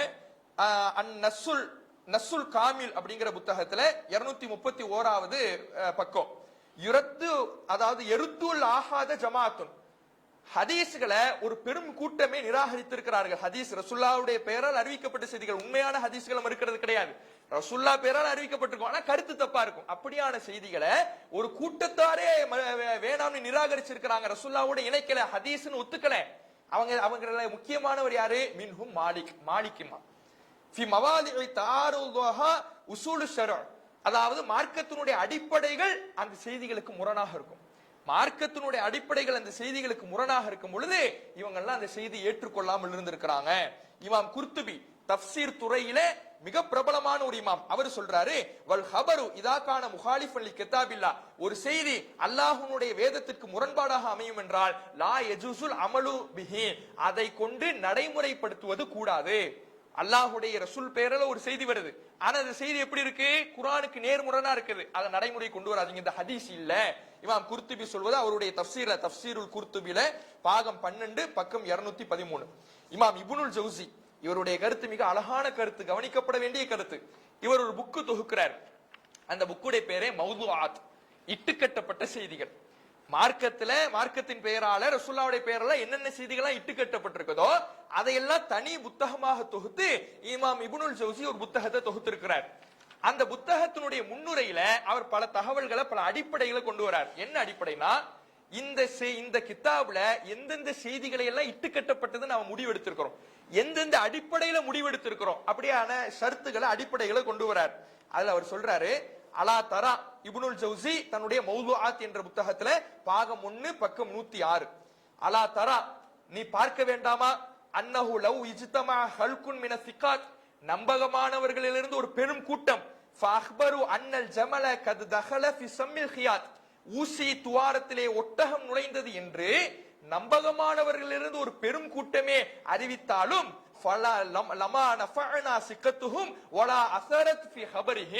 அவர்களுடைய நம்பகத்தன்மை எந்த பயனையும் தராது. அவங்க அறிவிக்கிறவங்க நம்பகமானவங்களாவே இருக்கட்டும், ஆனா அவங்க என்ன அறிவிக்கிறாங்க? ஊசி துவாரத்துல ஒட்டகம் போனிச்சுன்னு அறிவிக்கிறாங்க. ஊசி துவாரத்துல ஒட்டகம் போகுமா? நூலு போடுறதுக்கே பெரும் கஷ்டம். நம்ம கண்ணை சுருக்கி சுருக்கி பார்க்கணும், என்ன நூலை போடுறது கஷ்டப்படணும். நூலு போறதே கஷ்டம், ஒட்டகம் போனுச்சுன்னு அறிவிக்கிறவங்களா நம்பகமானவங்க போய் சொல்லுவாங்களா? நம்பகமானவங்கள்ட்ட தவறு வருமா? அப்படி பார்க்கல. நம்பகமானவங்களா இருக்கட்டும், சாத்தியமே இல்லாத ஒண்ணு அறிவிக்கிறாங்கல்ல, அவங்க நம்பகமானவங்களா இருந்து அந்த நம்பகத்தன்மை இந்த செய்தியில எந்த பிரோஜனத்தையும் தராது. லிஅன்னஹும் அஹ்பரு பி முஸ்தஹில், ஏன்னா அவர்கள் அசாத்தியமான ஒரு விஷயத்தை அறிவித்திருக்கிறார்கள். ஃபகுல்லு ஹதீஸின் ரஅய்தஹு யுஹாலிஃபுல் மஅகுல் அவ் யுனாகிலுல் உஸூல், அதாவது நீ பார்க்கிறாய் சில ஹதீஸ்களின் பெயரால் அறிவிக்கப்படுகிற செய்திகளை அறிவுக்கு முரண்படக்கூடியதாகவும் இஸ்லாத்தின் அடிப்படைக்கு முரண்படக்கூடியதாகவும் சில செய்திகளை நீ பார்த்தால் ஃபஅலம் அன்னஹு மௌது, அது இட்டுக்கட்டப்பட்டது என்பதை நீ அறிந்து கொள். செய்தியை பார்க்கிற ஆள்லாம் நம்பகமானவங்களா இருக்கிறாங்க, அறிவிக்கப்படுகிற செய்தி அறிவுக்கு முரணாக இருக்குது, அடிப்படைக்கு முரணாக இருக்குது, அசாத்தியமானதாக இருக்கு, ரசூலுல்லாஹ்வோடு இணைக்க முடியாததாக இருக்குதுன்னா அது இட்டுக்கட்டப்பட்டதுன்னு தெரிஞ்சுக்க. ஃபலா ததகல்லஃப் இஅ்திபாரஹு, அதை ஆய்வு செய்யறதுக்கு எந்த சிரமத்தையும் எடுத்துக்காத. ரொம்ப ஆய்வு செஞ்சு இதுல என்ன இருக்கு பார்க்காத. அசாத்தியமானதா இருக்குதா, அந்த செய்தியை ரசூலுல்லாஹ்வோடு இணைக்க முடியாதா, அது ரசூலுல்லாஹ் சொல்லி இருக்க மாட்டாங்கங்கிற முடிவுக்கு வந்துரு, சிரமப்படாத. இமாம் இப்னுல் ஜௌசி சொல்லிட்டு அதை தொடர்ந்து பேசுகிறார். அதாவது அந்த செய்தியில லா யத்தஅய்யனு லனால் வாதிஉ மினர் ருவாத், அறிவிப்பாளர்கள்ல யார் இட்டு கட்டுனாங்கன்னு தெரியலைனாலும், அப்படின்னா எல்லாரும் நம்பகமானவங்களா இருக்கிறாங்க. வெளிப்படையில பார்க்கும் பொழுது எல்லா அறிவிப்பாளர்களும் வெளிப்படையில பார்க்கும் பொழுது நம்பகமானவங்களா இருக்கிறாங்க. யார் இட்டு கட்டுனாங்கன்னு தெரியல, யார் இட்டு கட்டுனாங்கன்னு தெரியலைனாலும் அந்த செய்தி இட்டுக்கட்டப்பட்டதாக இருக்கும், கருத்து தவறாக வரும். ஏன்னா நம்பகமானவர்களும் தவறிழைப்பார்கள் என்று இமாம் இப்னுல் ஜௌசி அவர்கள் சொல்லுகிறார். அதே மாதிரி இமாம் இஸ்மாயிலி அவர் தன்னுடைய முஸ்தஹ்ரஜ் சஹீஹுல் புகாரி அப்படிங்கிற கிதாப்ல இப்ராஹிம் அலைஹிஸ்ஸலாம் அவர்கள் தன்னுடைய தந்தைக்கு பாவ மன்னிப்பு கேட்டதாக மறுமை நாள்ல போய் தன்னுடைய தந்தைக்கு பாவ மன்னிப்பு கேட்டதாக வரக்கூடிய செய்தியை இமாம் இஸ்மாயிலி அவர்கள் மறுக்கிறார். தற்காலத்துல வாழ்ந்த இமாம் உசைமின் ஒரு 2000 வாக்குல தான் அவர் என்ன செய்யறாரு, வஃபாத் ஆகிறார். தற்கால இமாம்கள்ல மிகச்சிறந்த இமாம். அவர் ஒரு செய்தியை மறுக்கிறார். அவர் என்ன செய்தியை மறுக்கிறார்னா, நாம எல்லாரும் கேள்விப்பட்டிருப்போம், ரசூலுல்லாஹ்வுடைய காலத்துல தமீமுத்தாரி என்கின்ற ஒரு மனிதர் ரசூலுல்லாஹ்ட்ட வந்து நான் தஜ்ஜால பார்த்தேங்கிறார். அந்த செய்திய இமாம் உசைமின் மறுக்கிறார். என்ன சொல்லி மறுக்கிறார்னா, நபிகள் நாயகம் ஸல்லல்லாஹு அலைஹி வஸல்லம் அவங்க சொன்னாங்க, இன்றிலிருந்து 100 ஆண்டுகளுக்கு பிறகு இன்றைக்கு யார் உயிரோடு இருக்கிறாங்களோ அவங்க எல்லாம் 100 ஆண்டுக்கு பிறகு யாரும் இருக்க மாட்டாங்க. ரசூலுல்லாஹ் இந்த செய்தி எப்போ சொன்னாங்களோ அதிலிருந்து 100 ஆண்டு. ரசூலுல்லாஹ் சொல்லும் பொழுது ஒருத்தர் 1 வயசுல இருக்கிறாரு, அல்லது 2 வயசுல இருக்கிறார், அல்லது 20 வயசுல இருக்கிறாருன்னா அதுல இருந்து 100 ஆண்டுக்கு பிறகு அவங்க உயிரோடு இருப்பாங்கன்னா யாரும் இருக்க மாட்டாங்க அப்படின்னு நபிகள் நாயகம் ஸல்லல்லாஹு அலைஹி வஸல்லம் அவங்க சொன்னதாக புகாரி முஸ்லிம்ல பதிவு செய்யப்பட்டிருக்கு. அப்ப அந்த செய்தியை வைத்து, அந்த ஹதீஸை வைத்து, அப்ப ரசூலுல்லாஹ் சொன்னாங்க இன்றிலிருந்து 100 ஆண்டுக்கு பிறகு யாரும் உயிரோடு இருக்க மாட்டாங்கன்னு. அப்ப தஜ்ஜால் மறுமை நாள்ல வெளிப்படுவான்னு ரசூலுல்லாஹ் நமக்கு எச்சரிக்கை செஞ்சிருக்கிறாங்க. அப்படியான தஜ்ஜால் ரசூலுல்லாஹ்வுடைய காலத்திலிருந்து எப்படி இவ்வளவு நாள் உயிரோடு இருப்பான்? அப்ப உயிரோடு இருக்க மாட்டான். அப்ப தஜ்ஜால் என்பவன் ரசூலுல்லாஹ்வுடைய காலத்துல பார்க்கப்படவில்லை. தஜ்ஜால் மறுமை நாள்ல தான் வெளிப்படுவான். தமீமுத்தாரி பார்த்ததாக சொல்லுகிறாரே, அந்த செய்தி தவறான செய்தி. இன்னும் ஃபி திக்ரில் ஜஸ்ஸாஸா ஃபி நஃப்ஸி மின்ஹு ஷைஉன், அதாவது என்னுடைய உள்ளத்துல அந்த செய்தியில ஜஸ்ஸாசாங்கிற ஒரு பிராணியை பத்தி சொல்லப்படும். தலையிலிருந்து கால் வர ரோமங்களால் ஆன ஒரு பிராணி இருந்துச்சு. அந்த பிராணி தான் தஜ்ஜாலுக்கான வழியை எனக்கு காட்டுனுச்சு அப்படின்னு அந்த தமீமுத்தாரி அவங்க சொல்லுவாங்க. இந்த ஜஸ்ஸாசான ஏதோ ஒரு பிராணி வந்துச்சு, அதெல்லாம் பேசுனுச்சுன்னு வருதே, அந்த செய்தி என் உள்ளம் ஏத்துக்கலையே. ஃபி திக்ரில் ஜஸ்ஸாஸா ஃபி நஃப்ஸி மின்ஹு ஷைஉன், அந்த ஜஸ்ஸாஸாவை பற்றி சொல்லுகின்ற செய்தி விஷயத்துல என்னுடைய உள்ளத்துல ஒரு நெருடல் இருக்குது. இமாம் உசைமின் சொல்றார், அந்த செய்தி ஏத்துக்கல. அப்போ தற்கால இமாம் வரை இமாம் உசைமின் அவர்கள் மிகச்சிறந்த இமாம், அவர் உட்பட இந்த இது போன்ற ஆதாரபூர்வமான அறிவிப்பாளர்கள் இடம்பெற்ற செய்தியில நபிகள் நாயகத்தோடு இணைக்க முடியாத ஒரு கருத்து அறிவிக்கப்படும் என்றால் அது ஹதீஸ் இல்லை என்று நிராகரித்து இருக்கிறார்கள். அப்ப இந்த நிலைக்கு ஹவாரிஜிகளுடைய கொள்கைன்னு சொல்லப்படும் என்றால், இந்த கொள்கைக்கு ஹதீஸ் மறுப்பு என்று சொல்லப்படும் என்றால், இத்தனை இமாம்களை ஹதீஸ் மறுப்பாளர்கள்னு சலஃபிகள் சொல்லணும். இத்தனை இமாம்களையும் ஹாரிஜியாக்களுடைய கொள்கையில் இருக்கிறாங்கன்னு சலஃபிகள் சொல்லுவாங்களா? அதே மாதிரி பாருங்க, இவங்க மட்டும் இல்ல, உமர் ரலியல்லாஹு அவர்கள், ஆயிஷா ரலியல்லாஹு அவர்கள் குர்ஆனுடைய கருத்தை வைத்து நபிகள் நாயகத்தின் பெயரால் அறிவிக்கப்படுகிற செய்திய இதை ரசூலுல்லாஹ் சொல்லியிருக்க மாட்டாங்கன்னு உமர் ரலியல்லாஹு அவர்கள் நிராகரிச்சிருக்காங்க. ஆயிஷா ரலியல்லாஹு அவர்கள் நிராகரிச்சிருக்காங்க. உமர் ரலியல்லாஹு அவர்கள்ட்ட ஃபாத்திமா பின் கைஸ் என்கின்ற நபித்தோழியர் பெண்மணி ரசூலுல்லாஹ் ஜீவானம்சம் இல்லை என்று சொன்னதாக அறிவிக்கிறாங்க. அப்ப உமர் ரலியல்லாஹு அவர்கள் ஒரு பெண்ணுடைய கூற்றுக்காக அல்லாஹ்வுடைய வேத வசனத்தின் வழிகாட்டல விட்டுட முடியாது. குர்ஆன் ஜீவனம்சம் இருக்குதுன்னு சொல்லுது, இவங்க ஏதோ தப்பா கேட்டிருக்கலாம். ஃபாத்திமா பின் கைஸ் தப்பா விளங்கி இருக்கலாம், தப்பா கேட்டிருக்கலாம். ரசூலுல்லாஹ் அப்படி சொல்லியே இருக்க மாட்டாங்கன்னே நபிகள் நாயகம் சொன்னதாக அறிவிக்கப்பட்டிருந்தாலும், ஃபாத்திமா பின் கைஸ் ஒரு நபித்தோழியர் பெண்மணியாக இருந்தாலும் கூட இவங்க தப்பா விளங்கி இருக்கலாம், குர்ஆனுக்கு மாற்றமாக ரசூலுல்லாஹ் பேசி இருக்க மாட்டாங்க என்று அந்த செய்தியை விட்டிருக்கிறாங்க. அதே மாதிரி ஆயிஷா ரலியல்லாஹு அவர்களும் ரசூலுல்லாஹ்வின் பெயரால் அறிவிக்கப்படுகின்ற செய்தியை குர்ஆனோடு ஒப்பிட்டு ரசூலுல்லாஹ் இப்படி சொல்லியிருக்க மாட்டாங்கங்கிற முடிவுக்கு வந்திருக்கிறாங்க. இதை பற்றி நாம விவரமாக தூதர் சொல் தூய குர்ஆனுக்கு முரண்படுமா என்கின்ற புத்தகத்துல விவரமாகவும் என்ன செஞ்சிருக்கிறோம், பல அடிப்படையான விஷயங்களை கொண்டு எழுதியிருக்கிறோம். அப்ப நம்ம முடிவுக்கு வருவோம். நபிகள் நாயகம் ஸல்லல்லாஹு அலைஹி வஸல்லம் அவர்களின் பெயரால் அறிவிக்கப்படுகிற ஒரு செய்தி குர்ஆனுக்கும் இஸ்லாத்தின் அடிப்படைக்கும் முரண்பாடாக இருக்கும் என்றால் அதை நபிகள் நாயகம் சொல்லியிருக்க மாட்டார்கள் என்ற முடிவுக்கு வருவதுதான் நமக்கு குர்ஆன் ஹதீஸ் கற்றுத்தருகிற வழிமுறை. ஹதீஸ்களை கற்றுத்தருகிற வழிமுறை, பல நல்ல இமாம்கள் கற்றுத்தருகிற வழிமுறை. ஆனா இந்த சலஃபிகள் என்று சொல்லக்கூடியவர்கள் இத ஹவாரிஜிகளுடைய சிந்தனை என்று நம்மை ஹவாரிஜிகளோடு இணைப்பார்கள் என்றால் இத்தனை இமாம்களையும் இந்த நபித்தோழர்களையும் ஆயிஷா ரலியல்லாஹு அவர்களையும் ஹவாரிஜிகள் ஹதீஸ் மறுப்பாளர்கள்னு சொல்லணும். அப்போ ஹவாரிஜிகள் என்பவர்கள் அவர்கள் வழிகட்ட பிரிவினர் தான், அவர்கள் வழி தவறிய பல கொள்கைகளை கொண்டவர்கள் தான். வழி தவறிய கொள்கைகளை கொண்ட ஒரு கூட்டத்திடத்துல நல்ல விஷயமே இருக்காதுங்கிறதெல்லாம் கிடையாது. அவங்க தொழுறாங்கிறதுக்காக நாம தொழுகை விட முடியாது, அவங்க நோன்பு பிடிக்கிறாங்கிறதுக்காக நாம மார்க்கத்துல உள்ள விஷயத்தை உன்னை விட்டுற முடியாது. வழி தவறிய கூட்டத்திடத்திலையும் சில நல்ல பல விதிகளை கடைபிடிப்பதும் இருக்கும். அப்ப அவங்க அந்த விதியை தவறாக கூட பயன்படுத்தி இருக்கலாம். இப்படியான ஒரு விதியை அவர்கள் தவறாக பயன்படுத்தி இருக்கலாம். தவறாக பயன்படுத்தினார்கள் என்பதற்காக அந்த விதியே இல்லை என்று ஆகிவிடாது. இப்ப அறிவிப்பாளர் தொடரை வைத்து பலவீனம் என்று ஒரு செய்தியை முடிவு செய்யறதாக இருந்தா அதை சரியான முறையில் பயன்படுத்துபவர்களும் இருப்பாங்க, தவறாக பயன்படுத்துபவர்களும் இருப்பாங்க. தவறா பயன்படுத்துறாங்கிறதுக்காக இந்த விதியே இல்லைன்னு சொல்லிட முடியாது. அதே மாதிரிதான் கருத்தை வைத்து ஒரு ஹதீஸை பலவீனம் என்று முடிவு செய்வதாக இருந்தால் அந்த விதியை சரியாக பயன்படுத்துபவர்கள் இருப்பாங்க, தவறாக பயன்படுத்துபவர்கள் இருப்பாங்க. தவறாக ஒரு கூட்டம் பயன்படுத்துகிறது என்பதற்காக இந்த விதியே இல்லை என்றாகிவிடாது. இந்த விதியின் காரணத்தினால் நபிகள் நாயகம் பெயரால் அறிவிக்கப்படுகின்ற செய்திகளை நபிகள் நாயகத்தோடு இணைக்க முடியாது என்று சொல்லுகிறோம் என்றால் அது ஹதீஸ் மறுப்பு கிடையாது. ஹதீஸ் என்று ஏற்றுக்கொண்டு அது ரசூலுல்லாஹ் சொன்னாங்க செஞ்சாங்கன்னு ஏற்றுக்கொண்டு அதை நடைமுறைக்கு கொண்டு வராமல் இருப்பதுதான் ஹதீஸ் மறுப்பு. அதை நாம தெளிவாக புரிந்து கொள்ள வேண்டும். அப்ப இந்த கடந்த 8 தினங்களாக ஹவாரிஜிகளுடைய கொள்கைகளை பற்றி நாம அறிந்திருக்கிறோம். அதுல அக்கீதா சார்ந்த பல விஷயங்களை தெரிந்திருக்கிறோம், பல அடிப்படைகளை நாம தெரிந்திருக்கிறோம். அந்த அடிப்படைகளை நாம அசை போட்டு கொண்டே இருந்தோம் என்றால் எத்தகைய வழிகட்ட கருத்துக்கள் நம்ம முன்னாடி கொண்டு வந்து நிறுத்தப்பட்டாலும் அதை பிரித்து அறிந்துவதற்கான ஒரு அடிப்படைகள் நம்மிடத்தில் இருக்குது.